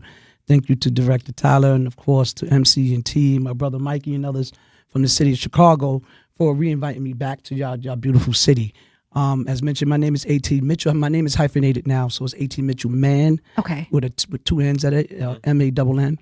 And I am just proud to be a part of the solution. Having been once a part of the problem over 30 years ago, and then now growing in this work, this body of work, and being a part of the solution. I am out of Brooklyn, New York. So I have been one of those persons who've been on the first line, not the front, but the first line of defense, advocating on behalf of the victims of violence and communities of violence, right? And helping to grow an ecosystem in New York City that we call the crisis management system. And so shout out to everybody back home, because today, actually, believe it or not, is another day that we celebrate nationally. It's called Gun Violence Awareness Month. Yes. So the entire month of June is where we want to rededicate ourselves. Yes. Those of us that know about violence and know about gun violence, domestic violence, and other things like that, we want to kind of become more aware of it this month and promote it, the solutions that are happening here in your great city of Milwaukee. And so, yeah, I've been doing it for a number of years. And again, I'm just grateful whenever I'm called out of my busy city to come and help share some of my solutions. Absolutely. So June is not only Gun Violence Awareness Month, but Black Music Month. And it's Awesome. crazy that they both are in the same month because, you know, what's understood don't need to be said. Mr. Davis. Firstly, I would love to say it's definitely an honor to be here. I've done so much extended work with a lot of the teams on the ground here in the city of Milwaukee. So, you know, a lot of this is personal to me just as well as it is around the country. But a little bit about myself. I started out as a high-risk participant of community violence intervention work. And, you know, I've had the opportunity to scale the work and be in different positions, and was actually one of the youngest people in the nation to be employed in this space. So to me, it's super personal being a testament of this work. Currently, I'm a national and international trainer and program specialist, and what I do is I go and evaluate programs across the country. I help with technical assistance. I help build out trainings and develop different capacities based on what's needed in specific communities that are disproportionately affected by violence across the country. You know, so being here with Miss Tyler, with my brother A.T. Mitchell, you know, it's always an honor, but just being in the presence of individuals and community that's willing to do this work and sacrifice their time and, you know, their lives to be present to actually prevent a shooting or a homicide, you know, is where I stand and what my heart kind of like flows, because this work is something that saved me, an individual who previously was impacted. I mean, still impacted in this day, but, you know, a little bit like my brother said, more of the solution opposed to the problem that I previously was in my community on the south side of Chicago and Inglewood and Auburn, Gresham, and you know, absolutely. I love the fact that you guys are involved in preventative work, because to me, that's something that I feel like we don't have enough of. Is always catching it on the back end, but how do we start, you know, catching it before it even happens? Karen, what are some of the patterns that you see working with both Mr. Mitchell and Mr. Davis in different cities as it pertains to Milwaukee? Do you see the same thing that's happening here, happening in New York, happening in Chicago with the work that you all do? Well, I think that's almost why we have them here, because, you know, a lot of cities across the nation have experienced historic lows. And so we need to learn from them and get educated on what is working. Year to date, we are experiencing a 15% decrease in homicides. That's good, but we can do so much better. Yes. And so, like I was just telling A.T. Mitchell Man, that one thing that he's known for is that they can feel the CVI presence even when the outreach teams aren't in the community. So to me, that means they're uplifting the community. They have community champions where that work continues 24 hours a day. And so we got to figure out how to get that here. So, you know, we're learning a lot from our national partners and learning best practices. Absolutely. What are some of the things that you enjoy about this position? I know that coming from, well, you were already doing the work first and foremost. I just want to say that. No slight to nobody else, but you've been doing the work. Right. What are some of the things in this stressful role that you truly enjoy? That is such a good question, because it's a challenging role. But one thing is, I'm real grateful when I'm in spaces where people with lived experience need to be in, because some people are making decisions and they know this work by theory only. Yes. And so I can bring that perspective that is very unique, because I I almost want to even think about, does anybody who has experienced this amount of trauma, if they've ever been elevated to a position to this regard, but I have a lot of mothers behind me. We call them angel moms here in the city. We are connected with New York with their National Victims of Violence Network too. But really just being that voice for people, because we're turning that pain into purpose, and that's a hard road to get to. But to get to this space and be able to have a voice is important for sure. Yes, indeed. Meech? So we heard of intervention and enforcement, but where do you think culture into violence prevention? Interesting. So, I mean, because even like what you said, like when you talked about music, like just there's so many different things that we need to implement in regards to culture, and even, dealing with people. Like, for an example, we look at the average age of a perpetrator or a shooter and a victim. So it's around 32 to 36, I would say. And it's black males. So it's like, how do you deal with that if you don't know the culture, if you don't know how to relate to somebody, if you don't know how to connect with them? Right. Absolutely. So like even we talked about your big event that you had, but that brought people to a safe environment to have fun. And it's like when we talk about the youth and what they're doing, we have to look at what drives that behavior. And isn't necessarily negative. We all wanted to have fun when we were young. Exactly. And so just helping develop that, making sure it's positive and safe is important things for our city. Yes, indeed. Yes, indeed. And my apologies. I know earlier I forgot the man's Mr. Mitchell. What are some of the things that you guys experience in New York as it pertains to what Meech mentioned, the culture, the teens, and what are some of the solutions that you've implemented that you feel could potentially work in the city of Milwaukee as well? Yeah, so as been said by my sister, it's about making it a way of life, right? Peace is a culture, right? Healthy neighborhoods should be the culture, right? And so with us, what we do is we actually did, and we're doing across the country, is looking at that population and looking at how they like to live and how they carry their daily livelihoods, right? Yeah. And so we have to own up to that. Like I said, they're not doing anything different that we were doing.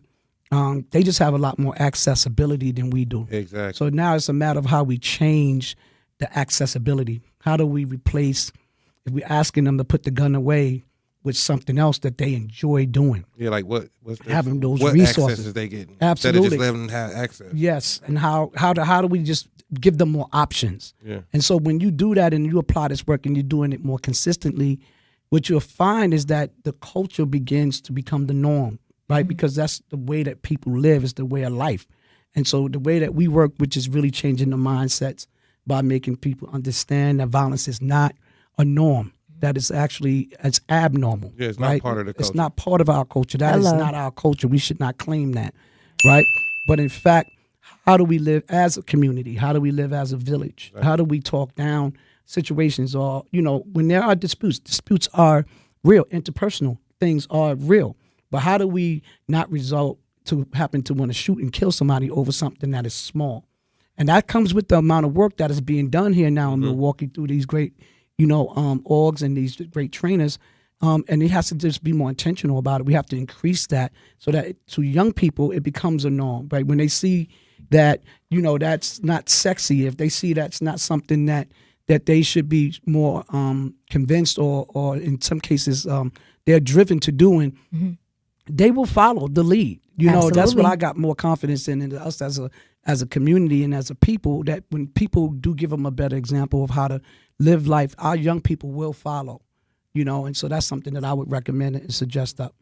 Absolutely. We are live at 101.7 The Truth. We have Miss Karen Tyler from the Office of Community and Wellness in the city of Milwaukee, as well as Mr. A.T. Mitchell-Mann and Mikey Davis. Do not touch that dial. We got to go to break, pay some bills. We will be right back.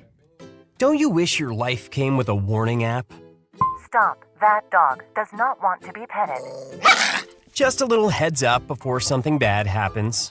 Move your coffee cup away from your computer. Oh, no.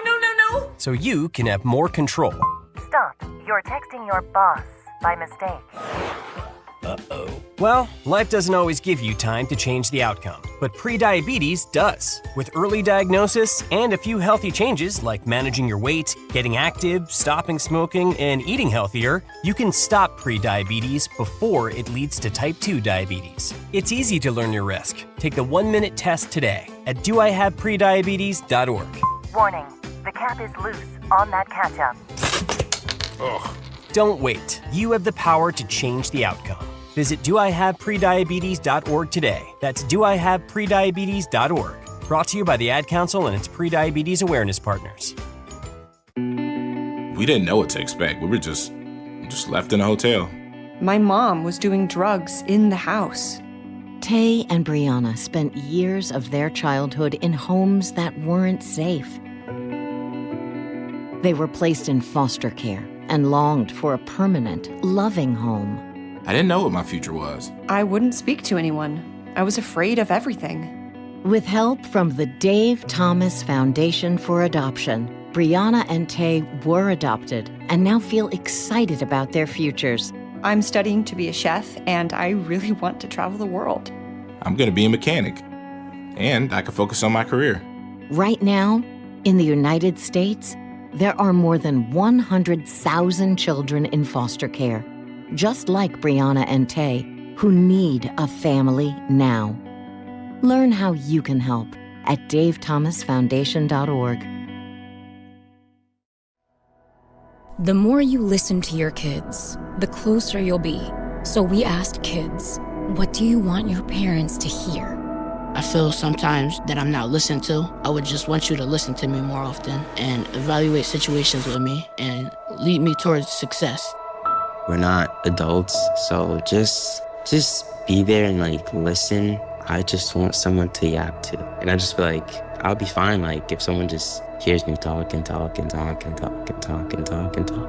You're doing a really good job. And I don't think I tell you that enough. And I know sometimes we get into it and it's just hard on both of us. But try to understand me more and I'll try to do the same. Listening is a form of love. Find resources to help you support your kids and their emotional well-being at sounditouttogether.org. That's sounditouttogether.org. Brought to you by the Ad Council and Pivotal. 101.7 The Truth. It's your girl, Jazz Tyler. We are live and direct. We have Miss Karen Tyler from the Office of Community and Wellness, Mr. A.T. Mitchell-Mann from New York City, as well as Mr. Mikey Davis from Chicago. Now, I know I didn't go into details about the titles and things of that nature, and there's no disrespect to you all, but I think that the work that you guys do that we have been talking about is going to supersede any title that you may have. Mikey, you are right next door in Chicago. And as we were talking about offline, outside of Milwaukee, we know that team takeovers have been happening throughout the nation, so not just here. Are you seeing it over there in Chicago? Just from being over here, do you see a lot of similarities when it comes to the work, when it comes to the team takeovers, when it comes to the violence? Just what does it look like from your point of view in your role? Definitely. Thank you for that. And firstly, I'll start with saying that it is something that's taking place everywhere, right? And a lot of times we are tending to see, youth coming from communities where there aren't a lot of resources. Whether those team takeovers are in parks, whether they're in communities, whether they're downtown, it's usually not happening directly in these communities that a lot of these youth are, having these takeovers at. And I think it's showing up different everywhere, right? Because we having a mixture of so many different individuals from so many different communities. We trying to figure out how to be more preventative in a space. And some of the things that we have come up with as a coalition is trying to meet individuals in them spaces, and provide those resources before anything gets out of hand. Now, meet the people where they are. 1,000%. Absolutely. Stopping the youth from going to different parts of their city to enjoy one another's company, because we want to be aware that, we have some parents dropping children off. We have individuals who come from good households and upbringings, and we have individuals from all walks of life at these teen takeovers. So just being more intentional about being present to offer resolutions when things happen, and one of the things that I would like to share about the city of Milwaukee that I haven't seen in other cities, because unfortunately there was a teen takeover 2 months ago in Chicago where there was a situation where a youth was shot and killed. There was a situation as well as in Florida that took place maybe over the last week, where an individual was shot, and thank God that that individual didn't lose his life. But when we think about some of the team takeovers that have taken place here in Milwaukee, despite there being large gatherings, we haven't had any incidents where anybody has been shot or killed. Right. And those are the things that we have to start being more aware of and recognizing when these things are taking place. These youth, despite whatever the situation may be, there hasn't been any fatalities or a person even shot for that matter. So just making sure throughout the duration of the summer, whether that's my city, whether that's other cities, just looking at it from a national approach in the city of Milwaukee, focusing on that preventative nature of being in those spaces to offer resources, to make it a little bit more, community oriented when we are working with youth in these capacities, because who's to not say, that I want to go to the community and just enjoy myself and meet other individuals. I don't think that these gatherings are for anything negative. I think it's just more Absolutely. so of getting to know one another, getting to know community. And, sometimes there's disagreements in those spaces. So providing the resources to be able to handle those situations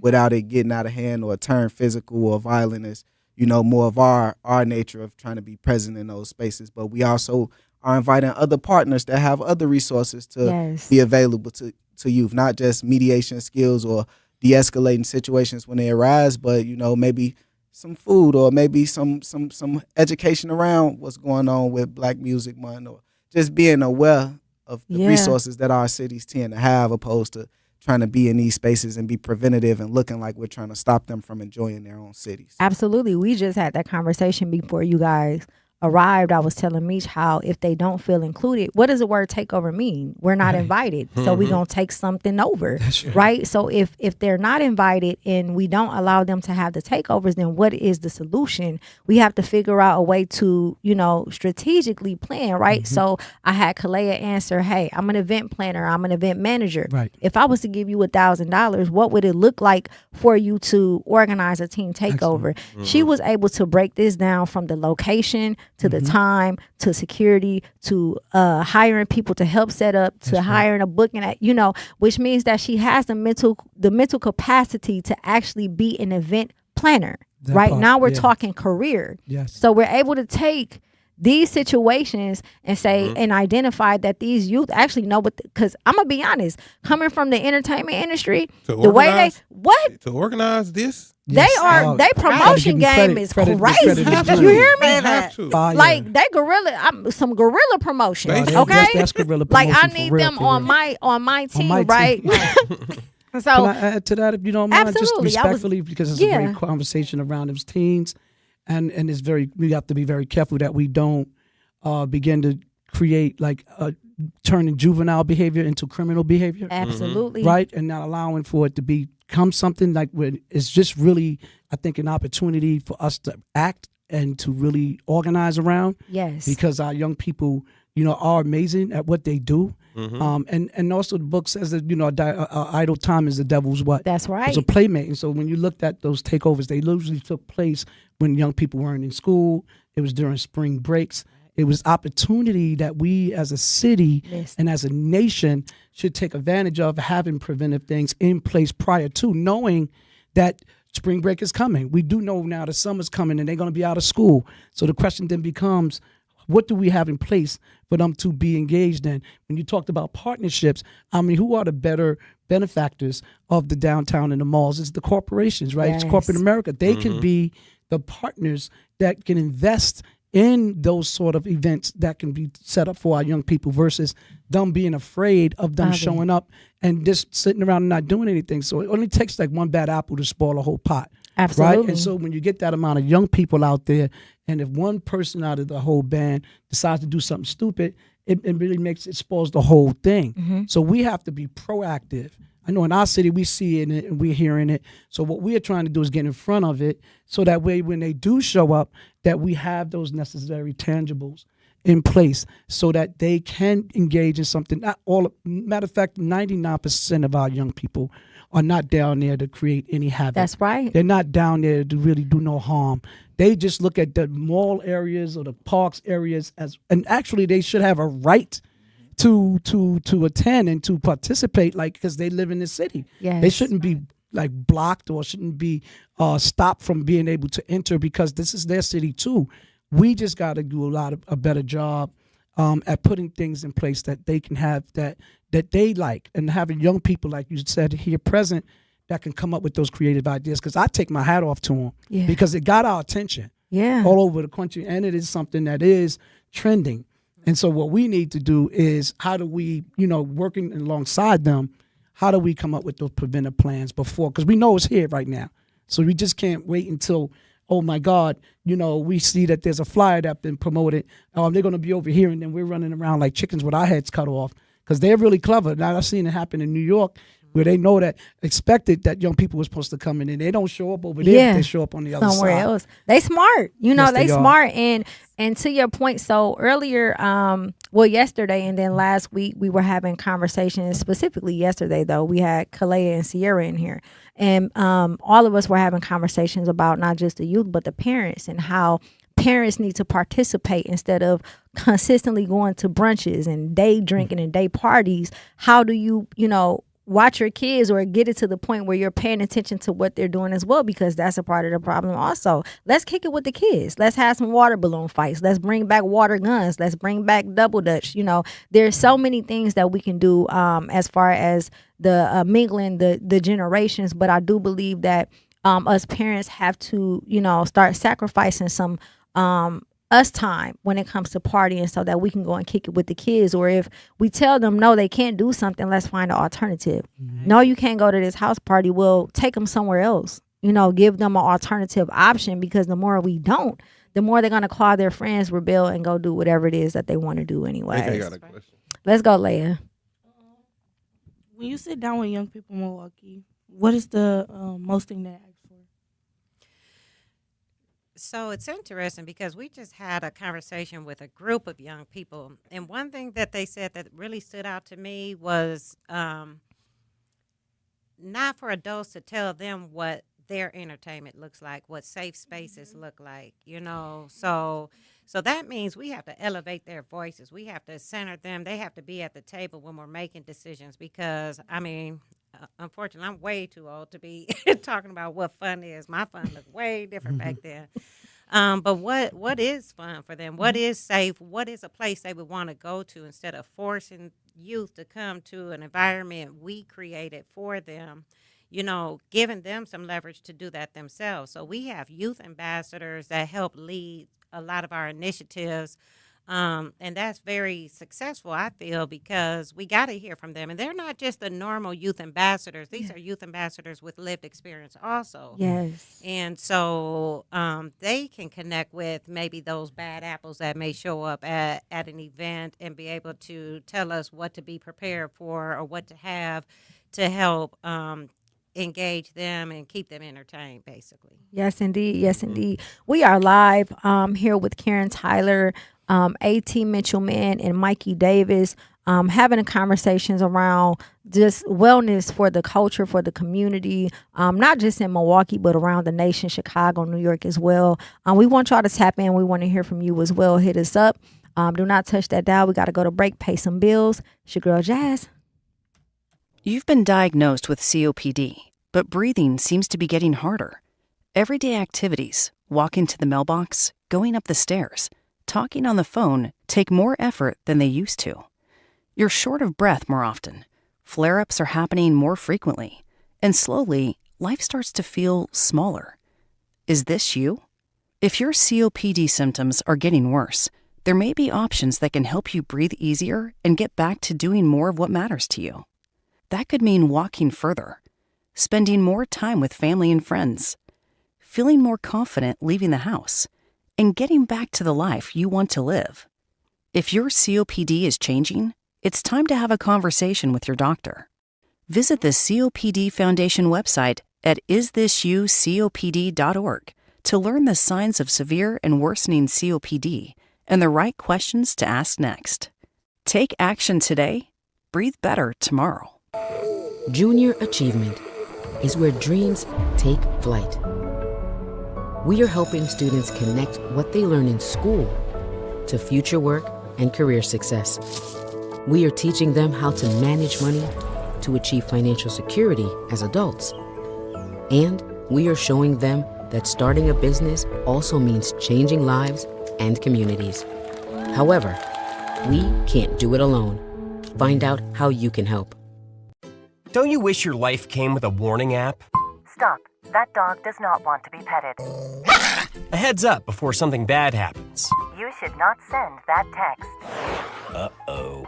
Life doesn't always give you time to change the outcome, but prediabetes does. With early diagnosis and a few healthy changes, you can reverse prediabetes and prevent or delay type 2 diabetes. To learn your risk, take the 1-minute test today at doihaveprediabetes.org. Brought to you by the Ad Council and its prediabetes awareness partners. Don't let summer pass you by. Turn it all the way up at Summerfest. The music, the moments, the memories you'll replay all year long. Summerfest, presented by American Family Insurance, June 18th through July 4th. Get tickets now at summerfest.com. Prizes, exclusive experiences, even cash money. You want it? We've got it. Find a list of all contests and official rules by visiting truthcontests.com. That's truthcontests.com.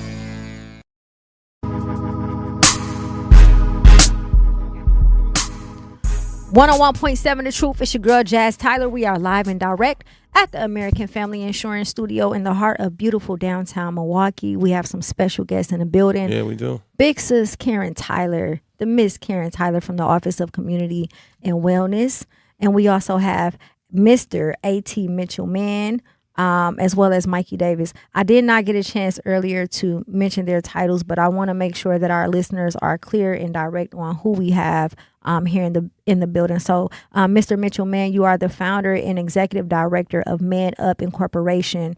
You're also affiliated with NYC, New York City's mayor's gun violence prevention task force, correct? That is correct, yes. I served the last 4 years as the czar of gun violence prevention for the city of New York, yes. Absolutely. And then Mr. Mikey Davis from our cousin city, Chi-Town, Chicago, CVI national and international trainer. So you're responsible, as you mentioned earlier, for going around the nation and conducting many different training seminars and sessions, correct? Most definitely, yeah. I want to be very clear. Embedded work, just evaluating how the work is being done across the country and how it aligns in different boroughs around the country, So taking things from other cities that may work in my city or other cities around and just sharing those ideas around the country so we can have stronger programming around. Absolutely. And I love that. I love cross collaboration so much, because no matter where you go, you're going to always be black. For sure. And you're going to always have the same type of oppression. You're going to always go through the same thing. And when people stay in their respective lanes and bring their resources together around the country, it's a beautiful thing, and I truly believe that we need more of it. What's happening over here is happening over there, and it's happening over there. But if we don't have conversations about it, no one will ever know. Nobody gonna never know. We got some comments in the chat. Alfonso said, Chirac teens taking over, they running over cops.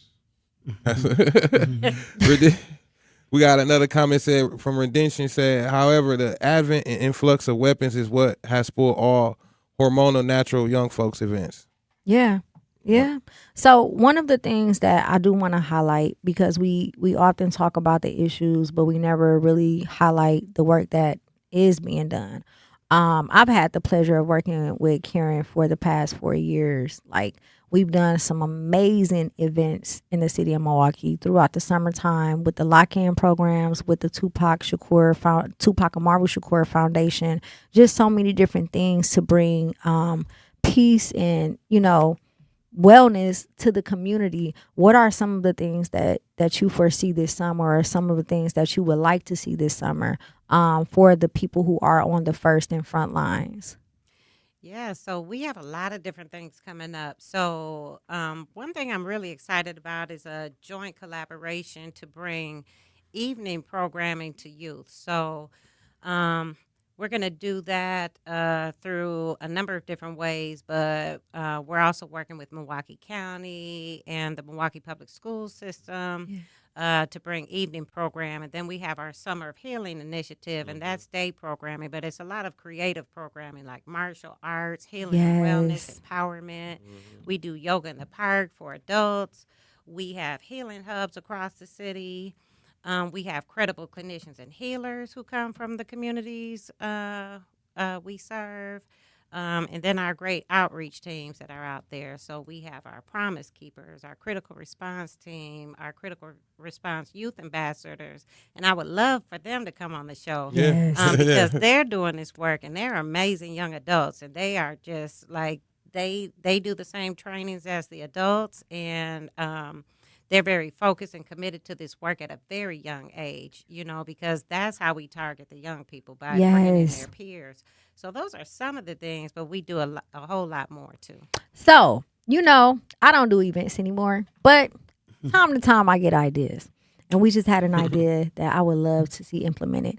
So for AT and Mikey, I know I just met you all, but by day I am the lead producer and educator for a $1 million studio inside of a school. So we teach our students how to rap, sing, produce, make beats, instruments, podcasts, everything you can think of to where they actually have a voice and they can self-express, right? And a lot of my students they multitask like me. I played ball, I did hair, I worked a job and went to school and did music at the same time, right? One of the things I would love to see is a hair show for the youth. We have so many youth who are barbers, who do hair, and who are artists. They into fashion, they're into modeling. Just how we used to do in the 90s, I would love to see the youth put on a hair show this summer. I think that'd be super dope. Myron Jewell is in the building. Shout out to Myron. He actually wants to do Myron Jewell community event, a cookout, like a family reunion vibe where we want to do a water balloon fight, a citywide water balloon. Put the guns down, pick the water guns up. You want to wet your ops, wet them up with a water gun, things of that nature. So these are all things that the youth have poured into me, but then conversations me and Mech had as well that I feel like we have to really, really, really be innovative when it comes to figuring out ways to pull the kids in. And now that I'm working with them consistently, a lot of them they feel like they're grown. They're living adult lives, right? So they want to do things that adults do, but in a kid way. Yeah, like we said, they basically attending adult events. Kalia, do that again. See what happened. I don't know. It's the second time she did it. But they basically attending. It's the boot. Yeah, they basically attending grown festivals, adult festivals. Right. You know what I mean? Yes. So, like we was mentioning Pride Fest. Yeah. Someone else has said, Greek Fest and stuff like that. Just the festivals that's not catered specifically towards the youth.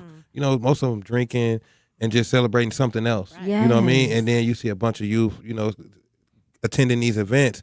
Of course, when we was young, we attended some of them. You know what I mean? Greek Fest. Yeah, but we wasn't really waiting on them. You know what I mean? If it was going on, we had nothing to do, maybe. But like we said, some teens is waiting for these events. There's nothing else for them to do, for them to plot and plan to go there and do what they're trying to do. So we was at work today, and both male and females were talking about going to Pride Fest. And I had a question for the young men. I said, my generation didn't go to Pride Fest unless they were a part of the community. Mm-hmm. So what is making y'all want to go to Pride Fest? Mm-hmm. They don't have nothing else to do. So it's so bad, not to say it like that, but I'm going to be blunt. It's so bad to the point where our youth feel like the only thing they have is maybe a state fair or maybe a Pride Fest where there's grown people drinking, doing, living free, living their lives, which, again, makes me even more concerned because if they feel like that's their last option, what are Yeah, or it's like the programs we got is how much of promotion or marketing is they doing, is they reaching the core demographic that they're trying to reach, or is it effective? We need to come back to the table and say this worked, but this doesn't work. You know what I mean? Yeah, and Michaela said they didn't want to go inside half the time to some of these programs. It kind of feel like daycare. Yeah, exactly. Kalea. Yeah. Yep. So she did mention that earlier. So again, And just to kind of piggyback off of what we spoke about earlier, I would love to continue this conversation with check-ins, whether it's bi-weekly or monthly. But I feel like it's so important that we stop having these transactional interviews where it's like, oh yeah, we got a special guest. Okay, cool. Well, what happens afterwards? You know what I mean? Yes. Like how, and again, and I know you guys probably aren't aware, but Karen is, I'm a huge support. Wherever I can support, I know people all around the nation, however I can support the work that you all do, I am here to support, because it truly does take a village. And it's not just here in Milwaukee. I care about us. I care about teams all over. Absolutely. So whatever it is that we can do to help you out, we're more than willing to. Before we head out, can you guys just give us your information, leave the youth with some advice, whatever else, shout outs, whatever else it is that you feel compelled to say. I would love for you guys to do that.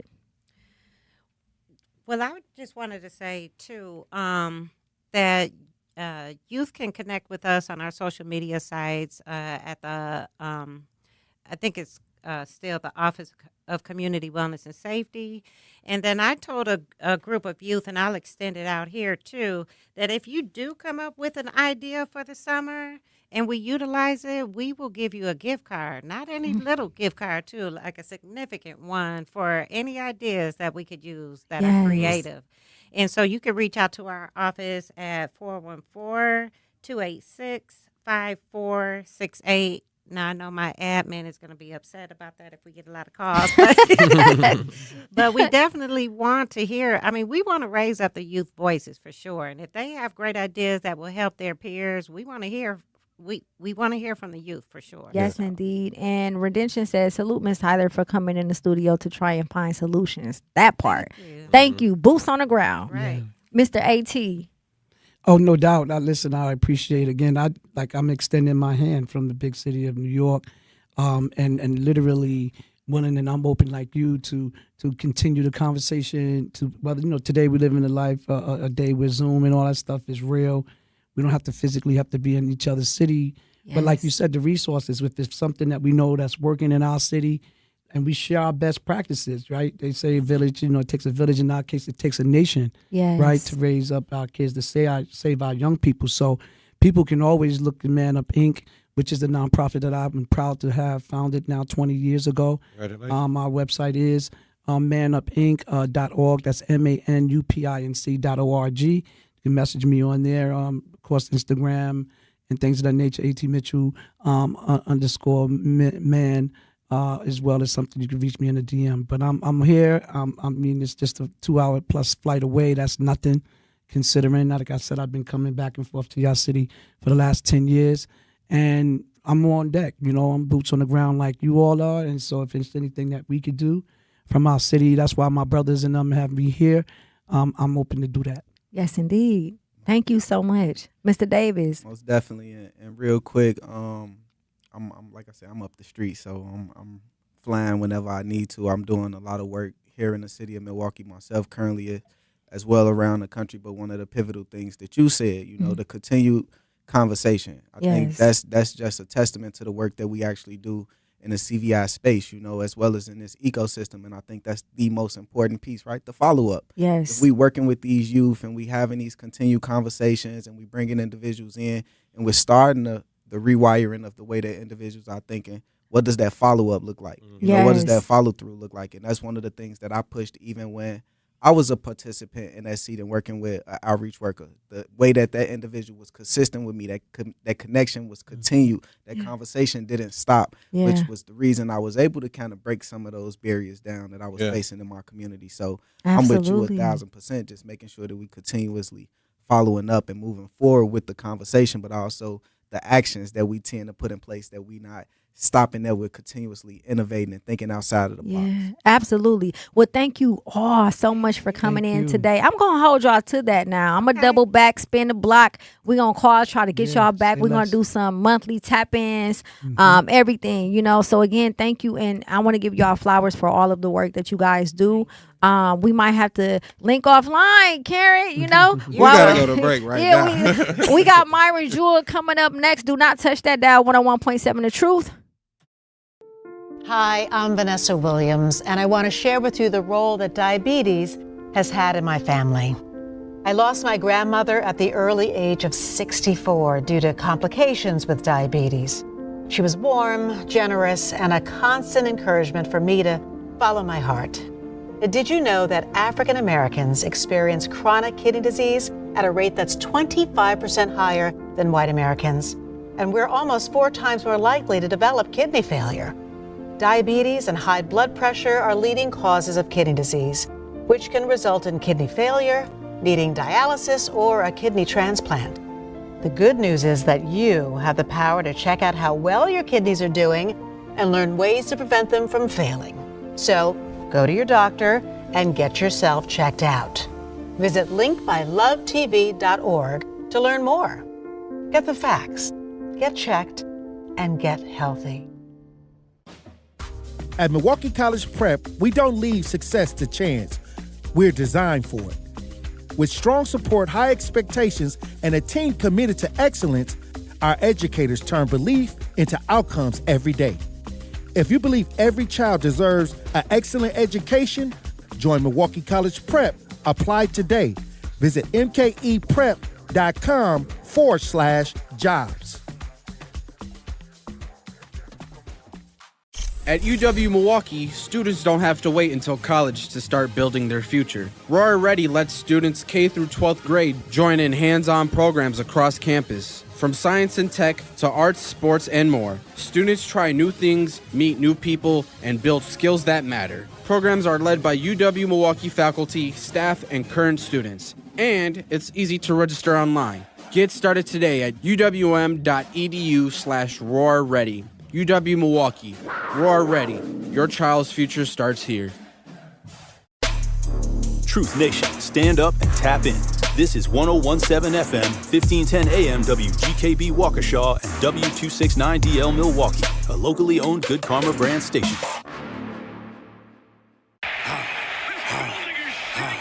Yeah, we screaming, we screaming, we screaming, we screaming, we screaming, we screaming. Yeah, we screaming, we screaming, we screaming, we screaming, we screaming, we screaming. Yeah, we screaming, we screaming, we screaming, we screaming, we screaming, we screaming. Yeah, we screaming, we screaming, we screaming, we screaming, we screaming, we screaming. Like Khaled, all we do is win. Peter say I'm the super fan. Front row at the Bucks game. Looking at Malika Andrews, the MVP that's Giannis. Bobby Porter's he the hardest. Came a long way from Mickey D's and Steak and Benny Hunters. Hey, Twitch, the only place to go is up, and once it's that, you know it's stuck. Kicks fly like DJ Tuck. We represent the Milwaukee Bucks. The deer is what they saying. Middleton and Holiday. Number 11, Lopez. Man, that boy don't play. Like Gucci said, ballin' like the Bucks. Been a super fan since light it up. Meet your 2021 Milwaukee Bucks, your champion. Yeah, we screaming, we screaming, we screaming, we screaming, we screaming, we screaming. Yeah, we screaming, we screaming, we screaming, we screaming, we screaming, we screaming. Yeah, we screaming, we screaming, we screaming, we screaming, we screaming, we screaming. Yeah, we screaming, we screaming, we screaming, we screaming, we screaming, we screaming. Yeah, we screaming, we screaming, we screaming, we screaming, we screaming, we screaming. Yeah, we screaming, we screaming, we screaming, we screaming, we screaming, we screaming. Yeah, we screaming, we screaming, we screaming, we screaming, we screaming, we screaming. Yeah, we screaming, we screaming, we screaming, we screaming, we screaming, we screaming.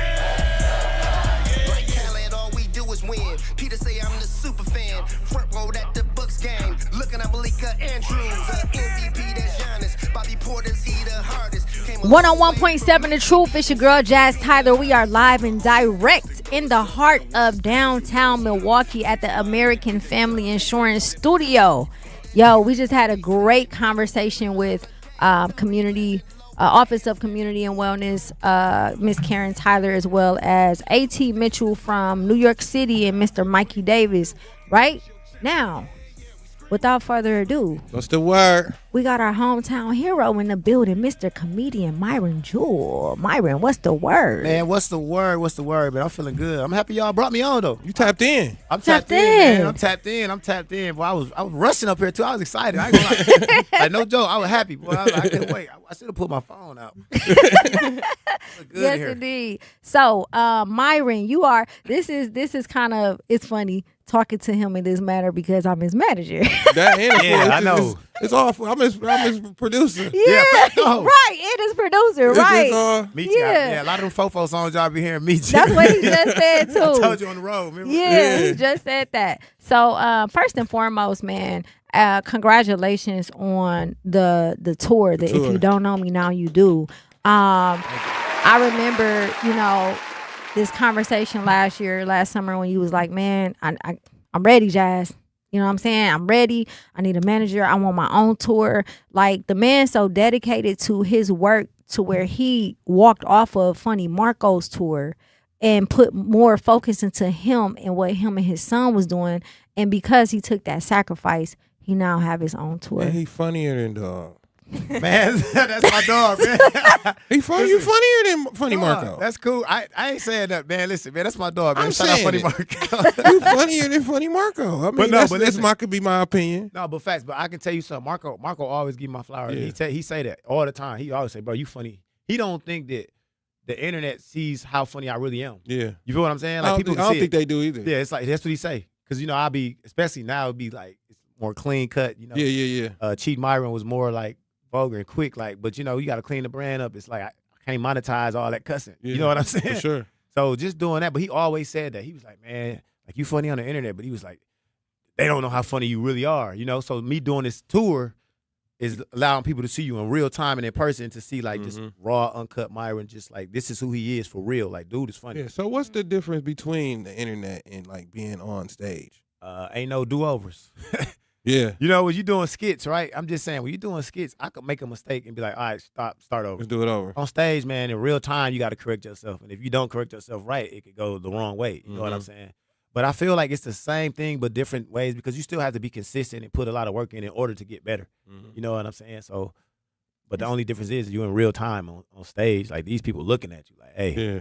So let's go back to the beginning, You gotta right? be funny. Coming up, you grew up on 24th and Locust. Yeah. And, I don't know if you guys have followed Myron's story, but, he grew up with multiple siblings, but his father eventually ended up incarcerated. His mother ended up being murdered when he was in middle school, right? Yeah, I was 13. I was 13, about to be 14. 13, about to be 14. Yeah, middle school, 8th grade. Yeah. 8th grade. So you are the definition of turning pain into laughter, right?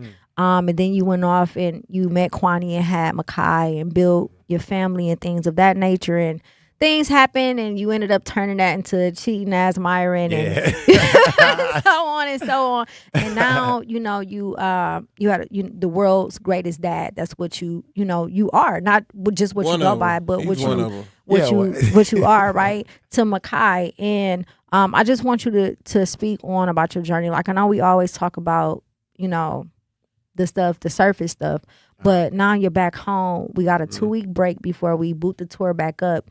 And I want people to actually understand your story and why you do what you do. So can you tap into how all of this came about? Yeah, most definitely. And I'm just to go back to me saying, I'm a representation of the world's greatest dad. That's right. I'll say that. Yeah. I'll say like that. I'm a representation of the world's greatest dads. Yeah, we done talked about it a lot though. But actually, look, my mind, I'll be so one-track minded. What am I explaining again? Go back to the beginning, how this all came about from childhood to where you are now. Your journey. Oh, okay. So I've always been who you see. This is who I've always been, like, just naturally silly, naturally funny. You know what I'm saying? I was always a class clown. I was getting whoopings every day after school, like literally. They leaving that voicemail on that answer machine. Yeah. And I used to lie. I was good, and my daddy just let me chill for about an hour. Then he called me down back to the voice machine. I already knew what time it was. Yeah. Yeah, Mr. Jewell, Myron's got in trouble again. I'm like, he better go upstairs. I knew what time it was. Yeah. Then I go to school tomorrow and do the same thing. Yeah. So that's a thing too. Like, when I be looking back at that stuff, like, by the time I actually tapped into my journey, got there, my pops was already passed. So I always be like, man, I wish he could see this now, because I'm like, all the it paid off, Mark. You know what I'm saying? Like, Yeah. But yeah, just growing up in a house with a lot of kids, man, it's just like never, like, you know, poverty, man. We didn't really have nothing. Always sharing stuff. I was seeing like a lot of the way that they were going, and they were kind of sticking to the street and stuff. You know what I mean? But I understand, and I know why. You know, that's their business. But me, I was like, I didn't want to go that way. I was watching, and I'm like, man, I ain't. Hey, it's a lot that come with that stuff. You know what I'm saying? Yeah. So I got around, and I had an uncle. Shout out my uncle. He used to always tell me like, you don't have to hang with them. They can be friends from a distance. I didn't get that back then. Yeah. Like, man, these are the only people I know. I just told my son that. Oh, these are the only people I know. So I'm like, who else I'm going to hang with if I cut them off at the time? I'm like, I'm going to be a loner. So I get to high school, and around like my sophomore year is when I started transitioning. Because I used to just couldn't wait to go home and be on 24th and Locust and just be, we ain't doing no but standing outside all day. Yeah. Dirty as ever, bro. Yeah. So this is why I'm saying, like, you are a product of your environment, because when I started hanging with my homie Gio and them, right, they were going to Six Flags, they hanging out, they going to homecomings, they talking to clean girls, they got on clean girls. Bro, they had on Nautica shirts and Guess jeans. He gonna kill me with this clean girl stuff. Because they was clean to me. Like when I know it's funny though. It's funny. Side the ponytails. I talk to the girls on 77th in Hampton. I'm on 24th and Locust. They walking to the me. On 24th and Locust, they walking to the. I know how they look. They walking with the side ponytails. They got on footies walking to the store. They ain't got on shoes. They ashy, bro. But I didn't care. I'm like, hey, your little ashy butt over here. Come here. Yeah. I got some lotion. Oh, but I started seeing, like, you know, being around them, man, they just had a different mindset. They was on the basketball team. They around cleaner girls. They just doing fun stuff that I never did. So they showed me a life outside of my block. Yeah. And I was like, I love them. I love y'all, but I'm over here now. Like, I'm over here a lot, and I'm so happy that I did that. You know what I mean? Then it just opened my mind up to be like, hey, you can change and be different. So I think that kind of happened to help me too, as far as like expanding my brain to start realizing that I was just a funny dude and I could probably do something with it. Even though back then I didn't know I would be doing all this. You know what I'm saying? But losing my mom too in the 8th grade, you know, that always hurt me and hurt me. Yeah. You know what I'm saying? So it's like I always have a whole lot of answers. Like, you get what I'm saying? And even to this day, I'm still learning stuff. Like when I said something, like when I talk about my mom, my granny was mad, right? Oh, my granny let me know because it's other stuff that I didn't know about, and I'm 41 now. Like, and she broke it down to me. I was like, well, one day we need to sit down and have an interview with you, so I can know, because I said it's things I don't know. She was like, they just making it seem like I said, granny, all I know is that what they told me. Yeah. Mom's got shot, and she was in that alley, and she broke a whole nother story down too with it, and I'm like, whoa, wait, what? Yeah. You know what I'm saying? So I'm like, I would love to sit down and do that with my granny one day. Yeah. You know? It's still that also motivated me. So like I said, my dad passed away while I was grown, but I still wasn't tapping into my, you know, to what I'm doing. But I just always use my pain as motivation. I still cry a lot every day. I'm a very emotional guy. You ask my girl right now, Kwani, she's like, Myron always crying. I'm like, man, I'll let them tears out in a minute. I don't care. Facts. And then 2 seconds later, I'll be back. They be like, something wrong with dog. Like, but yeah, I just turn it. I just don't ever make it an excuse though. You know what I mean? It's like I have to keep going. I feel like I realized what my calling was and my blessing was, and it's to make people laugh, right? So it's a lot of times I'm sacrificing my happiness to make the world laugh. Yeah. So it's like I'm on the internet making people laugh, and then, you know, Jazz, I gotta go do a show. But the whole time, my mind in a whole we just did it in Houston. You know what I mean? Be on know stage my mind. the whole time. Mind somewhere else. Yeah. And Jazz seen it. She knew it because she know. And she knows me personally, so she like, and you probably would have seen it. Me, you know me. You would have been like, I seen it. Yeah. You know what I'm saying? Yeah. I'm hiding it. But the other people probably don't know. Like, you know what I'm saying? But it's like me, my mind was gone. Yeah. You know what I mean? So it's just, but I'm just appreciative that I was able to, God even allowed me to just be able to tap into my calling, and then I'm doing it at a high level too. I'm not just playing with it. You know what I mean? And then just on this journey, I've also learned a lot of things of just separating myself from a lot of things, like things, people, whatever. No matter how much you love people or whatever it is. Said she blacklisting. Yeah. Oh yeah.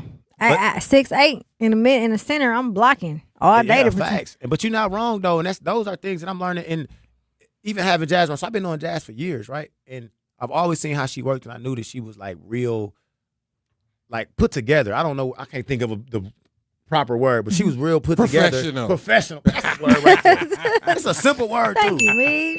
Simple word, man. I couldn't think of the word for nothing, man. But real professional, right? And then she always threw lives to me to help me make some other money, or just put me in scenes and situations where it would help my brand grow, whether it was free or money. It wasn't. It was just, Myron, hey, I got something. Reading the kids at schools, whatever. Yeah. And I just feel like timing is everything. I always knew it. And then Jazz would be on me like, I'm ready if you ready. But I was never ready. Mm-hmm. Because it was always me. And I talk to her, she like, man, you playing. I'm like, man, I'm for real this time. I did that 29 times. But this last time, I just felt something. I said, man, like, it's time. It's time. I don't know what it was. I can't tell you how I knew. I just felt it. And then all of a sudden, Jazz agreed to it. And how I know she believed in me, man, because it wasn't about, give me some money now, let's do this. It's like, I believe in you. Let's figure this out now. And then all of that's going to come, and it's going to start making sense. We're going to build it from the ground up. Build it from the ground up. We are live and direct at 101.7 The Truth with comedian Myron Jewell. We want to hear from you all. Tap in 833-212-1017. We got to go to break.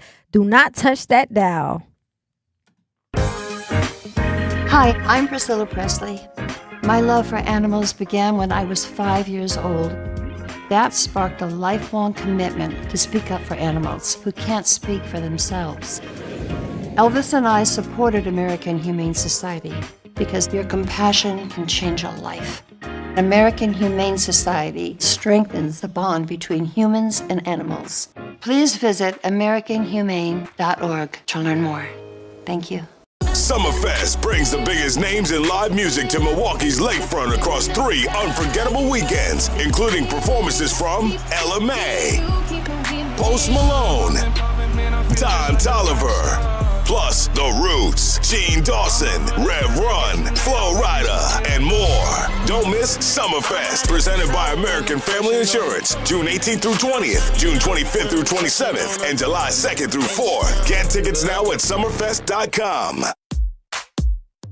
Teachers are dynamic leaders, shaping a new generation. They bring a variety of perspectives from diverse backgrounds, innovating how they teach to prepare students for our fast-changing world. Achieving this takes skill and expertise. They're tireless explorers, creatively discovering a universe of solutions, telling stories, experimenting, inspiring, mentoring, connecting cultures, and connecting with each other. Leading by example. Experience the unique joy of helping students thrive. Teaching is a journey that shapes lives. Are you ready to begin? Explore teaching at teach.org, a campaign supported by the U.S. Department of Education, teach.org, and 1 million teachers of color. My name is Emma. I am 13 years old. 6 years ago, I was injured in a car accident that left me paralyzed from the waist down. Once I completed rehab, my mom applied for a canine companion service dog. Last January, I finally got to meet my service dog, Marcia. We quickly developed a very strong bond. Together, we go to my horseback riding lessons, school band practice, swim meets, and archery classes. Together, we pick vegetables, and we like to cut flowers. I love Marcia. She makes me feel like together we can do anything. I can't imagine life without her. She's a part of the family. We are just one of the thousands of teams Canine Companions has paired together over the past 50 years. With your help, we can continue for another 50. Visit canine.org to see the many ways you can change lives. I can tell that we are gonna be friends.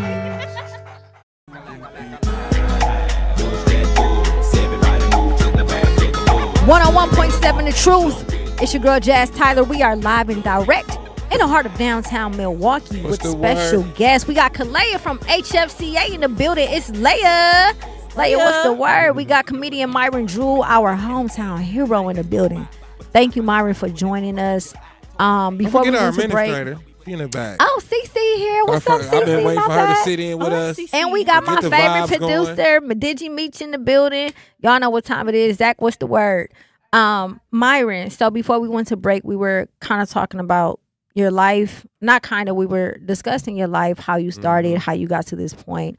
And one of the things I'm most excited about is when I did reach out to Myron, you know, continuously and say, hey, you know, let's do business or whatever. I love the fact that he didn't move just because I asked him to, and I didn't move just because he asked me to, but we literally went through this process of trying to figure things out and allowing the timing to be right, because timing is what it's about, right? And last year when he hit me up and was like, Jazz, I'm ready. All right, cool. I still was working with another organization, but I ended up leaving that organization and working with him full time. And the affirmation he put out last year was, I want my own tour. Yeah. I remember it clear as day. Man, we get a call. He get a call February. He signed. Shout out to Cam Agency, Chic and Dorian, Chicago. They called, got an agency. That's crazy. End up getting his own tour. So now the conversations go from, man, we need to make something happen, to, is here. How do we make it happen, right? And remind you, you know, for those who, because I'm noticing that Milwaukee have a lot of up and coming comedians, and we're becoming more known for comedians and content creators and things of that nature. And he'll tell you, I just seen the other day, I'm like, who is this? Somebody remaking the Cheating Ass Myron videos that he did 6-7 years ago, right? But I think that was real. You think it was real? He was running. Nah, it wasn't He was real. running super fast. But Mitch, you got to think, when I was doing my videos, the reason they worked, people thought they was, y'all knew, y'all knew me. I mean, I thought it was real. One of them, I thought it was real. Look, people thought they was real, and they was seeing like 4 or 5 videos in. They like, why she keep taking them back? Yeah, I'm like, but that's because I was so dedicated. I'm running down the street and the kids was talking about it. Remember? Yeah. At the school, it was like, I seen a video we were running and drawing. I'm like, I didn't want y'all to see them videos. I want to see the Makai video. Y'all was kids when I was doing that video. Yeah. But it's amazing to Little see babies. the work that you put in and people actually, you know, remaking it, and to be at this point where so we've got the first half of the tour out the way, right? And now, again, this is not easy to have your own tour, because a lot of it is on you. A lot of the success is dictated based off of the work you put in. And honestly, it's just me and him and Kwani. You know, shout out to Kwani, his lady. Like we all work collectively on trying to make, you know, all of this happen. But how does it feel, man, coming from Milwaukee, being in departments, you know, with T.I. the movie, all of the other movies you've done, everything you have done, and to see where you are now, and to just be in this moment where you have your own, you headline your own tour, you get to dictate who you want to host, who you want to headline. What does it feel like? It feels amazing, man, because I know how long and how much work I've been putting in for the years. Like, Cheating Ass Myron started, the first viral video was June, and I mean not June, it's like September or October of 2017. But it's been a long time. Almost a 10-piece. Yeah, so that was. But you got to think, when I first dropped that video, Milwaukee had knew me because I had did them roast videos first. Yeah. But that's what the world started knowing me. But I still didn't have no name yet. It was just a dude getting caught. So it started then, but it took me about like 3 or 4 years for the world to start sticking to me. You get what I'm saying? For them to actually, for me to go out of town and be like, they like, oh, that's the Cheating Myron. I'm like, oh, this it's real now. So that just motivated me more. But it feels great when you know you've been putting the work in, man, to come out. I never get cocky. I'm humble. You know what I'm saying? I just ain't humble when it come to my business side. Like, you feel what I'm saying? When it come to business, I don't gotta dim my light for you to make you feel comfortable for me. Yeah. So it's like, when it comes to that, it's like, this is my price, this is what I want, this is what I'm gonna do. If not, okay, you know. But as far as the way I treat people, I'll never walk in this room with my head bigger than everybody in here, because only difference is there might be, if anything, is I might be succeeding more than you in what I do in that moment. You get what I'm saying? Yes, because I put the work in, right? So that's it. But that don't mean I'm better than you. But yeah, it feels great, man. And just to be able to have my family involved with it, like, I really feel like, and I always say it, I feel like my family is my meal ticket, because everything I've accomplished from Cheating Ass Myron, that's my sister screaming at me behind the videos. Yeah. And then Fofo, I could just throw whoever, whatever. But my son is a part of that. But then now that what I'm doing with my son, man, that didn't took up, like, and that's a whole nother fan base. There's people that don't even know about Cheating Ass Myron, or some people starting to put 2 and 2 together now, like, oh, snaps, that was you running down the street, you know? Yeah. And then there's some people they just love it, man. I do shows. I bring my son out. Man, you thought I'd bring Michael Jackson out there something, man. Like, I'm just more famous than you are, bro. Listen, bro. And my son don't talk, bro. I literally do a show, and I do this. I'll be like doing my show, and then like towards the middle of it, I'll bring my son out, or my nephew, Mauricio. Shout out to Mauricio too. And my niece Malai too, because she's starting to they love her. Yeah. They starting to love her. Yeah. You met him in the studio. But I'll bring my son on the stage, man. That crowd, like it's crazy. I'm like, man, I feel like y'all screaming louder for him than me. Yeah. And then he said, we was in Pittsburgh, Jack, 'cause you didn't make that one. He brought him out there. That boy said, I was like, man, you gotta say something, man. He just said, hey. They said, I said, there's no way this crowd is screaming this loud. Oh my God. Because he said, hey, and he don't even, the crazy part is he's so chill and humble.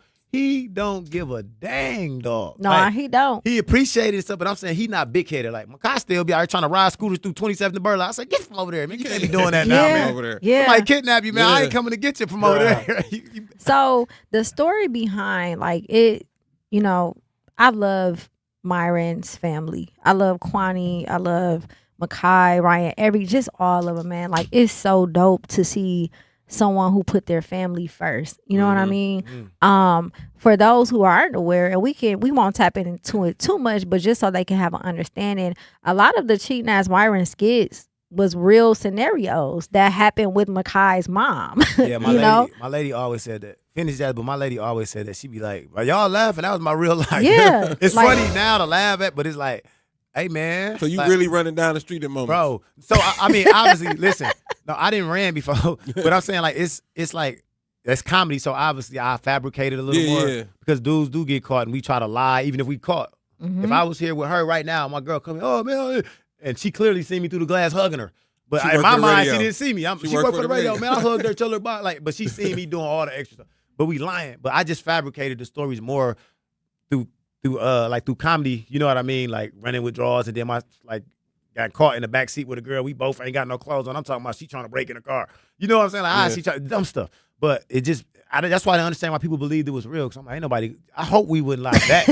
Like, you know what I'm saying? Like, you know? But that's what made it just authentic and original too, because people could relate. Like this is what people do for real. But his excuses is insane though. You know what I mean? So.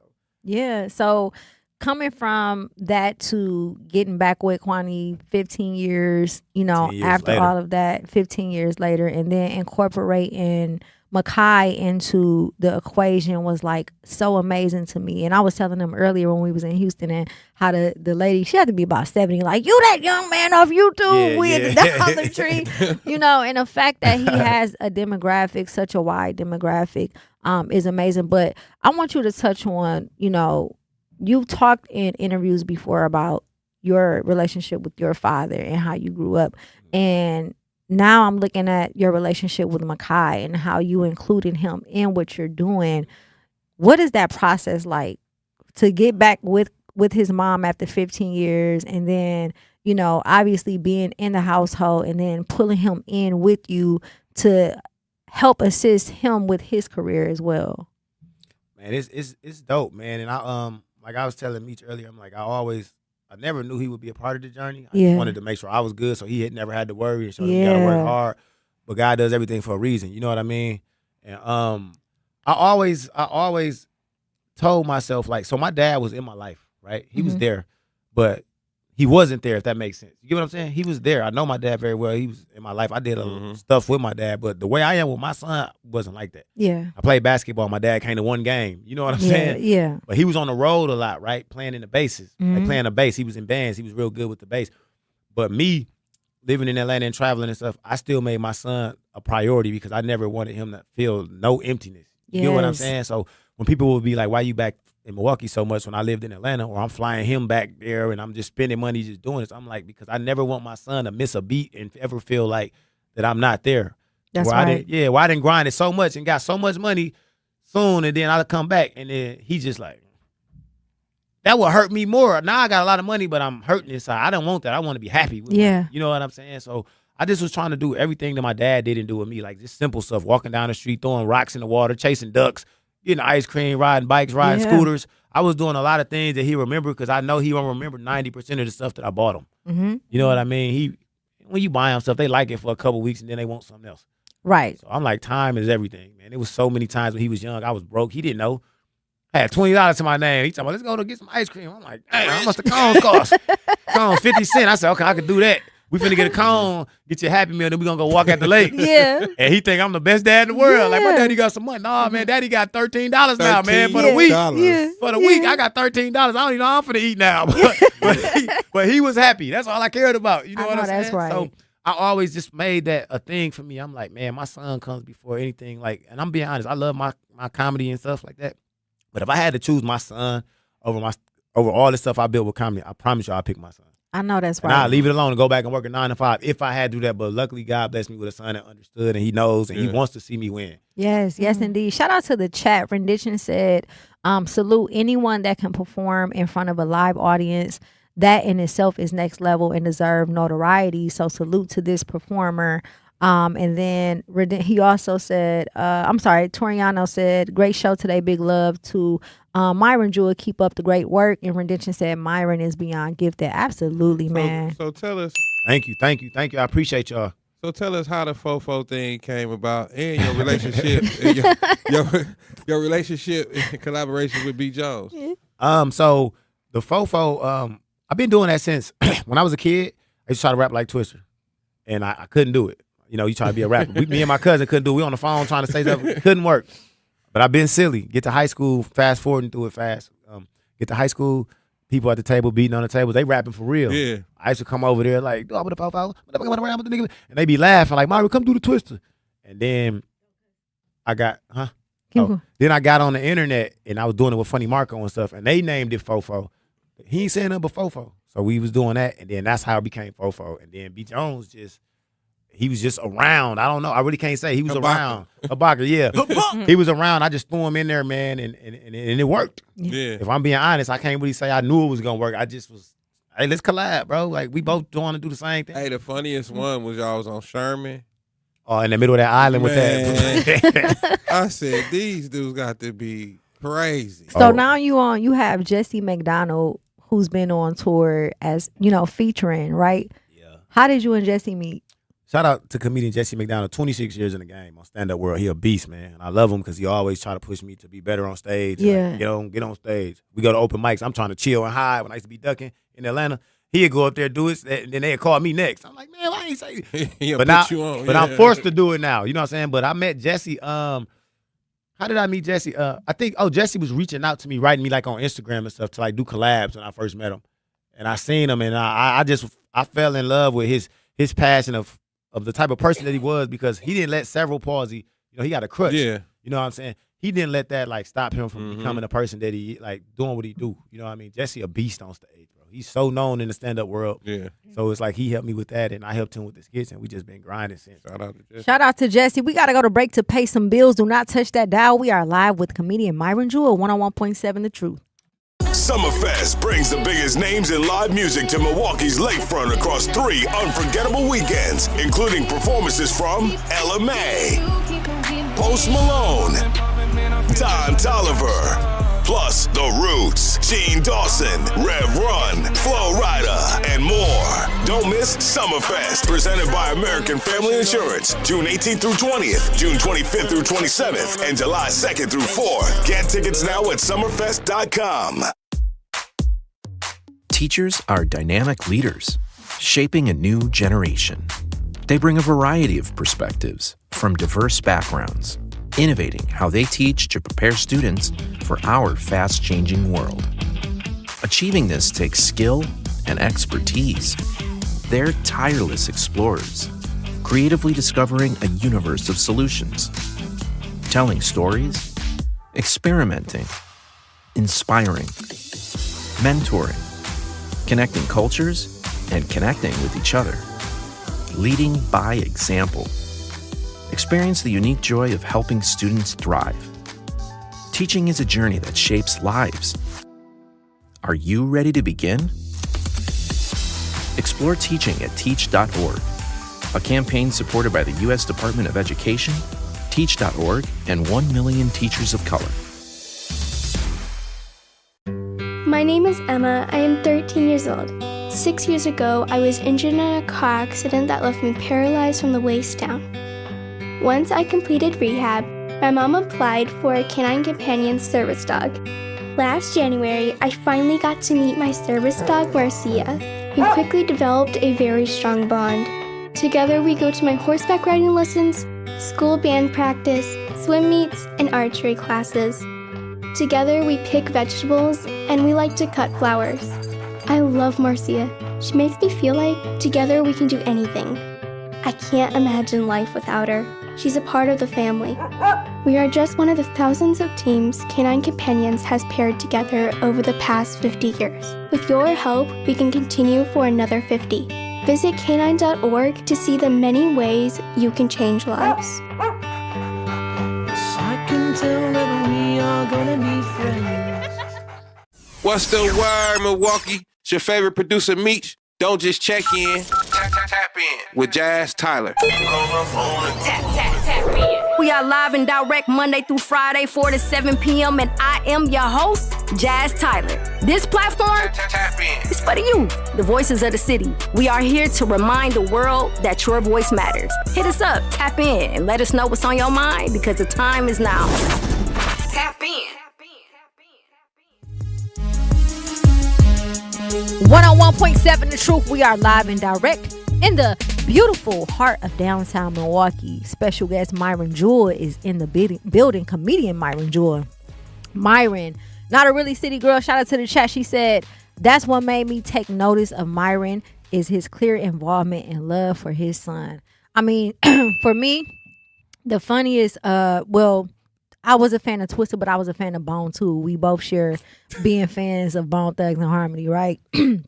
And I just found it so amusing and so amazing that shout out to Flesh and Bone and Lazy Bone and all of Bone, but they are huge fans of Myron. And I seen a comment that I seen Myron do a parody of them when he was up on stand up talking about Busy Bone. Cleveland, yeah, he was talking about Busy Bone. But also, I think the funniest video I have seen thus far, other than the blow up doll. Oh yeah, the blow up doll is it was ridiculous. All type of. Oh my gosh. But the one where you and Makai was in a car and he started talking and he turned on Boys and Men. Oh my God, bro. They love that. That set it Oh my gosh. They love that, man. It's so funny, but what's even funnier is that Makai is really like that in real life. Yeah, he be chill. Like, so this the thing. He don't talk. So Makai, it is crazy because you probably can't picture me being like this, but that's how you say introvert, right? Yeah. I know what it means. I be messing words up, Josh. I'm like, I'm an interracial. She be like, what? But introvert, right? Yeah. But I am like that. So I'm more open than Makai. Like I can come in a room. If I feel the energy is good, I'll be myself. I'll be more freely. But if I come in and it feels like off, I'll be quiet too. And I sit and I just be like, people think something wrong with me. Like, what's wrong with dude? I'm like, I don't know. Like, but Makai is just like that part. That's how he is. No matter how the energy is in the room until he get comfortable. Because if his friends are here, you let them get these mics, they gonna be here doing. They gonna be childish as ever. Yeah. But if he came in here right now, Makai just be like quiet. And he ain't saying nothing until you ask him a question. Like he won't just chime in. So that's why I be trying to figure out we do a podcast. I'm like, bro, you gotta talk so I don't feel like I'm just dominating the conversation, man. Yeah. Like, just talk, man. Say something so I can don't let me just question you all the whole time. Like, so do you feel like you forcing him into this direction, or that's what you want to do? Nah, he do. Because the one thing I always do is tell my son, like, you could do what you want. So what I'm saying is he quiet, but he's not quiet is what I'm saying. But he don't know y'all like that. Yeah. He know y'all. He didn't met you. They probably never met, but he'll be like, yeah. And still, yeah. But if he was in here with his friends and y'all was in here, oh, he letting look. We cutting up. he'd be over there. Makai plays, bro. Y'all don't know. Makai plays too much. He's goofy. He's silly. But it's like, I don't know how, because I never seen Makai really crack a joke. Like, anytime he cracked a joke, it was because he just said something crazy. Yeah. But like me, I was just chasing I was super goofy. But Makai plays too much. Bring his friends in here and be like, hey, how Makai? So when they seen him on the internet, they used to be like, man, he don't act like that at school. Yeah. Everybody at school said the opposite from what the world like. And I knew it. I said, yeah, Makai is goofy, dog. He plays too much. He a big goofball, I mean, Mike, it's working for him. You know how everybody else got to work and act funny. Like, yeah, You bring know his what I mean? mom on here one time and be like, how's Makai outside of like, but that is who he is though. Yeah. As well. Like when I do in the videos, he do that. But forcing him, no. A lot of people used to think that, like, is he making him do this? I'm like, nah, because if he don't want to, I'm not gonna never make him, because I was already succeeding without my son. For sure. So I don't have to force him. I know how to do it, but when we did it and it worked, it was almost like a natural thing that happened. It seemed Bruh, like. we never planned him to just sit there and look crazy. I used to just dance, and me being so locked in and doing this for so long, I pay attention to all the small things. So when I was dancing, doing that goofy stuff, just being a goofy dad, doing that Steve the Stoner dance, he was just looking at me walking off. The comments like, look at his son face, he walking off. And I told my son, don't ever fix that face. Don't ever fix that face. Right now. That face getting us paid. That face getting us. I know that's right. So we got the second round of the tour coming up, man. We got starting off St. Louis, then Indianapolis, then Chicago, 2 shows. So St. Louis is June 17th, and then Indianapolis is the 18th, Chicago the 19th, Detroit the 20th, Miami the 25th. Yep. So what that means? That means that to all of our listeners in those cities and states, we need you to go and cop those tickets. Cop those tickets and share those flyers. Buy man. that merch. Yeah, buy that merch for real. Yeah, we definitely got to do that. And yeah, if I'm coming, and I'll be trying to encourage them too. Like if y'all see that I'm coming to y'all city, I buy the tickets. I appreciate that. Let everybody know. But if you see my flyer, post it on your story. You don't got to put it on your main page. Put it in your story because you are actually from the city that I'm coming to. Yes. And you might show somebody that don't know because sometimes you go do shows, it could be sold out, half, whatever. And when you leave, now all them people posting that you were there, they like, man, I ain't know, man. Right. Yeah. Like they didn't know. You know what I mean? Because so it's like if you actually show, like post it in your story, that helps too. You know what I mean? Yeah. If you see that I'm coming, buy your ticket, post your ticket, and share the flyer in your story and just say, hey man, Myron coming. Just because y'all got more of the fan base in y'all hometown, you know? Yes, indeed. Yes, indeed. Shout out to everybody who has purchased a ticket, and those who are planning on purchasing a ticket as well. And whatever city we coming to, we need food, we need clothes, content creators. We're trying to tap in with everybody. Yeah. And I'm gonna say this too. So I'm doing something different now, right? So I got my feature with me, right? It's me and my feature right now, right? So I'm trying something different. So when I come, if you funny, man, I might give you a chance to host it, and I have an opener. You know what I'm saying? Have an opener, have somebody open it for 5 minutes. You get like 5 minutes, but I can possibly give you 10. Depends on how we do. But and somebody host it. But a host, you got to be. I'm gonna be on 100. You got to be a dog. You can't be new hosting it because you got to carry the show in between. Mm-hmm. But a guest spot, I'm willing to give anybody a chance for the guest spot because I'm so confident in me and Jesse. You know what I mean? That we'll bring the room back up. You know. And I just want to shout out Jesse again, man, because Jesse watches me on stage, and when I'm done, no matter if I can get a standing ovation, whatever, Jesse gonna be like, yeah, did good. Woo. He gonna give me all my flowers, but he gonna punch in every little thing that I could fix. Yeah. He called me the next day or the night. He said, I got some notes for you. Yeah. And I don't ask him, but I love that because some people just can be with you and they just there, and they ain't even telling you, they ain't watching your set to help. Like, man, we should be growing as a team together. Yeah. You know what I'm saying? Let me see what you did. And you giving that 5-minute spot. That's like doing the same thing. Yeah, like and So flood my DMs. Flood my DMs. Don't flood Myra DMs because he's not gonna respond. I'm like, yeah, man. I'm not. So y'all flood gotta my DMs with, if you do want to be a guest spot, you want the guest spot, you want to host, whatever it is. It's not just about filling a spot. It's about giving people the opportunity. Right. It's about putting other people in position and just coming to the city to show that we rock with y'all too. You know what I mean? And I remember when I first starting like the beginning days, right before I had a lot of clout, and any chance I can get on stage with somebody that had a lot of motion already, man, I ain't care about the money, nothing, man. Like, so imagine me back then if D-Ray came to town, he allowed me to open. I ain't thinking about no money, man. I'm just trying to get on stage. Let me get the them content, 5 minutes, man, so I can say that I was on stage with D-Ray. But I want to do my best because now he put me in front of a crowd. Yeah. If you gave me $50, $100, or $200, whatever, I ain't expect that, but I'll take it. You know, but I just want the opportunity. Exactly. So it's a lot of people out there that's like that with me now. So that's the beauty of me growing to the person that I became. You know what I mean? That it's a lot of people that be like, oh, like, and it reminds me every day, like I'll be on TikTok live battling. And lately I've been hitting a little random thing instead of battling the same people I do all the time. I hit the random battle. I don't know who's gonna pop on the screen. People popping on the screen like, oh, never. Am I on live? I'm thinking like I'm that big. Like I'm still sitting in the pocket. Like, I know I'm big. I know. You almost looking for a celebrity to pop in. Right. But I know I'm lit. So this is the thing. I know I'm lit. Don't get me wrong. I know I can go. I feel like, and I know I can go in any city. If I go through a mall or something, it's gonna be fun. I seen somebody's it. gonna know me, right? As soon as we pulled up to the hotel, what you say? You was like, dang, she looking, she staring. And then she was like, you a comedian. I'm like, that's why she was staring. Yeah, But they y'all gotta get used to Myron, we was walking down and the security was talking to you. Oh, like, yeah, just now. the Yeah, security knew who yeah. you were. Yeah. Everybody know who Myron Jewell is. Y'all gotta get used to that. Y'all, So I'm cool with it. I'm cool with it. But I look, just be prepared for 10 to 15 minutes everywhere you go to take pictures. All the An extra time. 10 to 15 minutes to take pictures at the gas station. When I was with the twins, it'd be an hour. We at the gas station. I already know it. All the time. So that's what I try to tell people. So I've done that. That's happened to me a lot of times. But I tell people all the time, I'm like, if it's up to me, I always take pictures. I don't never try to that's run what I'm away. saying. Like, So prepare you for get that. stuck. Yeah, prepare an extra 10, 15 minutes to take them pictures. Yes, indeed. We are live and direct, 101.7 The Truth. Do not touch that dial. Comedian Myron Jewell is in the building. Milwaukee, what's the word? Tap in. Our children deserve a real chance to make it in life, and a good education is a passport to opportunity. At City Ford Collective, we're working to make sure there's a great Milwaukee school for every Milwaukee family, because more good options lead to better outcomes. And who doesn't want that? Together, we can give every child the foundation they need to thrive, and a stronger future for kids means a stronger future for Milwaukee. To learn more about our mission, visit us at cityfordcollective.org. That's cityfordcollective.org. What's the word, Milwaukee? It's your favorite producer, Meech. Don't just check in. Tap in with Jazz Tyler. We are live and direct Monday through Friday, 4 to 7 p.m. And I am your host, Jazz Tyler. This platform is for the youth, the voices of the city. We are here to remind the world that your voice matters. Hit us up, tap in, and let us know what's on your mind, because the time is now. Tap in. You served behind the desk. You served in combat. You did 4 years and got out. You were drafted. You gave 20 years.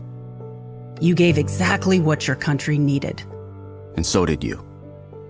When you raised your hand and swore an oath to your country, when you put your name on a dotted line, you became part of only 1% of Americans who did the same. You are a veteran. You are a veteran. You are a veteran. Because no matter when, where, or how you served, you made a sacrifice for your country, and you deserve support. If you're struggling with life after service, don't wait. Reach out. Reach out to a loved one, to a fellow veteran, to VA. Find resources at va.gov/reach. Brought to you by the United States Department of Veterans Affairs and the Ad Council. In Milwaukee County, equity means making sure everyone has a real chance to thrive. That's why the Milwaukee County Office of Equity works to help remove barriers, strengthen community connections, and support fair access to opportunities across Milwaukee County. Want to learn what they do, explore resources, or find ways to get involved? Just search Milwaukee County Office of Equity online. Milwaukee County Office of Equity, advancing equity for all Milwaukee County residents. For more information, search Milwaukee County Office of Equity online.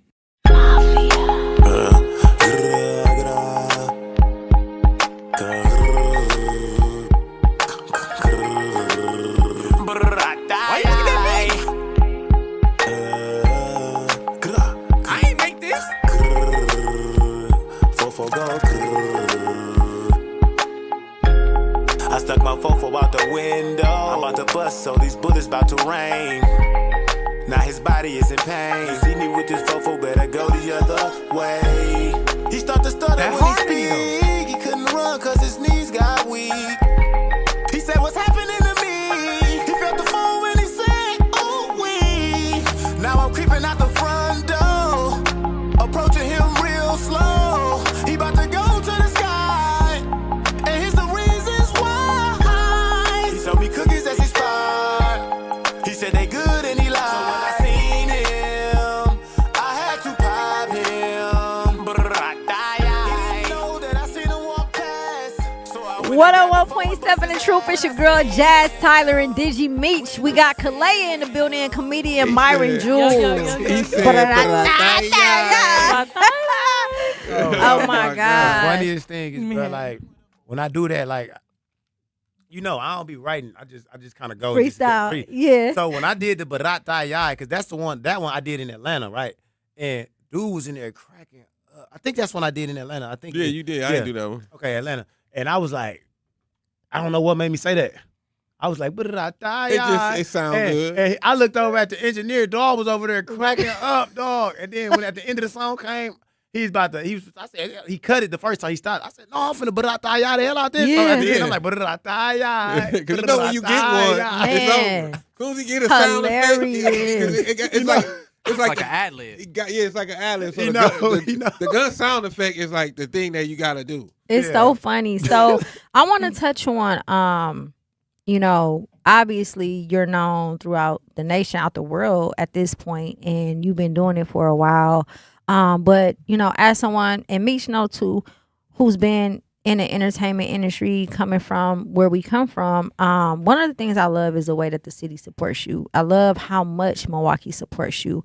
And I feel like that needs to happen a little bit more on a different level. Like, and what I mean by that is there's things behind the scenes all the time where people expect for you to do stuff just because you're from the house, from the crib or whatever. But what I'm saying is the best way you can support is by buying merch, by buying tickets, by contributing or like you said, to just resharing the post. Tour. Exactly, resharing the tour, which is free by the way, and I encourage our listeners and the people here in Milwaukee to do that, because we're going to end the tour home. We're coming back home at the end of the tour, and we want to make sure that the people that come from Milwaukee, that's still in Milwaukee, because a lot of people that make it, they don't stay. Let alone come back. That support at home is critical. When you go to Atlanta, when you go to LA, the entertainers, the comedians, they're from there. Yeah. You know what I mean? Yeah, like Houston, they're from there. So we're trying to build the culture to where it's like, how can we be successful and live in our city at the same time, which it hasn't been easy. How do you balance that? I don't know, just being focused. You know what I'm saying? Yeah. Like I just stand in the work. You know yeah, what I mean? man. Just stand. Yeah, just I don't know, man. I just be working, man. Just out the way. Mm-hmm. Like, you know what I'm saying? Like, so how hard is it, like when you sit there and come up with these jokes? Is you freestyling? Is it improv? Do you were you on stage? No, or just like the preparation of being a stand-up comedian. I do think you have to, like, for me, it's like you do open mics first, right? You know what I mean? Yeah. So you can try to figure out what works, what don't work, and things like that. Some stuff out, because I'm very witty, some stuff comes out natural, like in the midst of you on stage doing some things, you know what I mean? In between jokes and stuff you like might, that. you might like, I can keep this, I can keep that. I jumped off topic and did this, but that's funny, I can keep it, right? You mentally remember. Or you might be talking about a joke, and I'm starting to learn now what they trying to tell you is like, they be like, ride the boat. Like, say if you got some jokes about, I'm giving an example, like you being scary, but you got like these 3 punches you're going to say about being scary and why you scary. It's comedians out here that can talk about how scary they are for 20 minutes. They can like milk the boat, like ride the boat. They that good. Like, okay, you like, you scary. And they'll just talk about that and for the 20, and you don't even realize it. Yeah, and to be able to do it, bro. So like whatever the topic is, and that's what I want to get at, because sometimes you gotta milk jokes sometimes. Like instead of just trying to say 97 jokes, try to get everything out. You know what I mean? But I write stuff down too. Like if we talking and we say stuff, I be on TikTok Live, Instagram Live sometimes, whatever, and I'll say something funny because I'm on there having hella fun, and I pull my phone right out and put it in my notes. You know what I'm saying? Like so you can try it at the open mics. I don't know when I'm gonna use it, if I ever use it, but it was funny in the moment. But I still like to be able to go on my phone, you know what I mean, and just be like, okay. And conversations. Yeah. We bounce conversations off each other all the time. Yeah. Not just with me and him, but it could be you and him, whoever. It's just like it can be y'all two real talking. life scenarios. Yeah, that's what I was gonna say, and I'm listening. Like, I can use that because y'all can't use it. Y'all don't stand up. Like, because of the because of the funniest person in my family was my granddaddy. To me and my siblings and my cousins and stuff, right? You act just like your granddaddy, don't you? All of us can. I know. That's the thing. Like everybody can do his voice. Everybody got their own scenarios. Everybody act out the same. Like everybody can do that. Yeah. So I was gonna ask you, what's somebody in your family that you feel like that you could pick from and use some of their, even though it's not material, but like their personality or. For sure, my dad. So comedy wise, my dad was, oh my God, he was funny as hell. Yeah. My dad and my Uncle Darren. Super goofy. That's my favorite uncle, man. Yeah. Him. And then as far as like jokes, like to talk about them, like that's I was on stage to talk about my Uncle Sean, man. I love Uncle Sean, but boy, that man was lousy, boy. That man put a door up, man. He was lousy, man. My grandma's door was messed up, right? and they sent him to go buy the door Yeah. to fix it. 'Cause he said, I could do it. And my grandma got 5 sons, but he just wanted to be the one that I can do it. He was that person. Dude went and bought a door, bro, and when he put the door, the door's supposed to fit like that, like fit full On the frame, yeah. Bro, he bought the door. The door was smaller than the frame, gap. yeah. So it was this much space at the bottom of the door, right? And he still put it up. My uncles came over there. Who the hell did this? I mean, they said Sean lousy as hell. Then he got mad to me. Well, you should have did it then. Like, you ain't want nobody to do it. I'm like, man, we crawling under the door. Bruh. Like, we kids, we crawled. Bro, it was so much. Like, we literally was crawling under the door when we was playing, dog. The dogs, it was a dog exit. It's like a door. I'm like, bro. And he lived with my grandma forever. Oh, so the doors, he ain't let nobody touch Bro, it, we used to beat on his door, man. We used to beat on his door when he had company, bro. Like make Mortal Kombat beats when we knew he had company. We hear a little bit of moaning. Like we hear, like, we was mad. We hear a little bit of moaning. Game over. On the door, like, we used to be on the door like, my cousin, he'd be like, Mortal Kombat. And then we run. And he'd open the door like, mother. And we torture him, man. Oh, Hey, my man, we God. did something like that. Bro, That's hilarious. My cousins was stealing his. We ain't know nothing about drugs, bro. My cousin was stealing his drugs. Weed. I can say that, right? Yeah. They was stealing his weed, but me and my cousin was stealing. I was the watch out, and I watch him steal it. And he was stealing like I don't know drugs, so I don't know the size, but it was a bag about like this big. Yeah. Of weed, and we was going out there selling it for like, bro. We was going out there selling it to our friends for like $5. Right, bro, accusations. But we was selling it for like $5 to our friends. We had friends that was already smoking. We like in the 5th grade, and they come out there. We giving this to them for $5, and we going to the corner store buying candy. My uncle come back home. Bro, my uncle come back home like, who stole them? You know what I'm saying? Yeah. I'm like, man, we outside. Like, it wasn't us. Like, man, he knew it was us, but he never caught us. But yeah, we tortured him, man. We tortured him. Crazy. That's amazing. So, again, just kind of run through some of the cities that's coming up for the tour. Talk about, if you don't know me now, you do, how you come up with that title.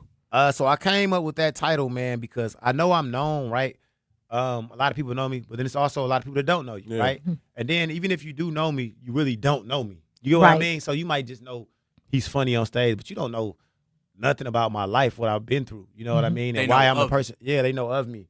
So they don't know like what am I, like I lost parents and how I got through it. Like I'm trying to find that lane right now to be able to do that on stage. Like even if I don't figure it out, this tour run, another one to come. So that one to be a whole different one. But you still getting to know me and just see me in real time and get to talk to me and take pictures and things like that. So that was the whole motive behind that. And shout out to Lil Mark, man, from Cream City, because we was talking, and that's how that came up. We was talking like a mug, dog. And he brought that to me way before I knew I was gonna have a tour. And I said, man, I'm gonna name my tour that. You know what I'm saying? Because it was dope. I know it's a long name. The next one's gonna be shorter. You know what I'm saying? No, it actually fits though. No, it fits. But it's like when you say that, like when we was doing the show, Jesse was like, they was saying it wrong. Like it's the if you don't know me now tour. I said, man, it's if you don't know me.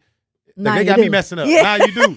Jesse said, that's kind of long. I said, it don't matter. It's my tour. Yeah. Say the whole name. Don't tell you having them hashtag the wrong thing. Yeah. The next tour gonna be the whole 4/4 verse. Facts. On what? 4/4. We got to bring Meech on as an opener. Meech funny. I got a couple jokes. I wanted to be a comedian. I just So the next stops, like Jazz said, St. Louis, June 17th at Helium, June 18th, Indianapolis at Helium, June 19th, Chicago, 2 shows at the Comedy Bar, June 20th, Detroit at the Comedy Bar, June 25th, Miami Improv, July 1st, Plano, Texas, Mic Drop, July 23rd, Birmingham, Alabama at the Stardome, August 13th, Phoenix, Arizona, Stand Up Live, August 14th, Burbank, California at Flappers, August 16th, Las Vegas, Nevada at Wise Guys, and Columbus, Ohio, the Comedy Bar. And Nashville.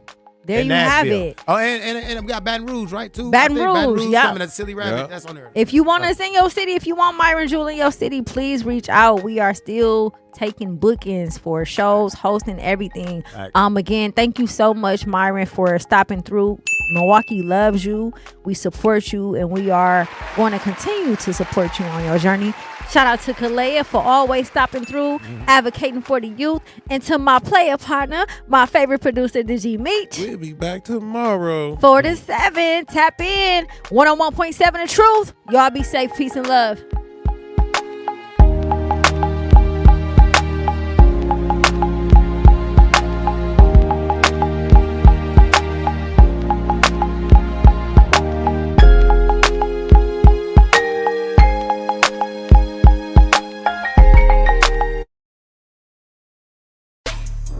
Truth Nation, stand up and tap in.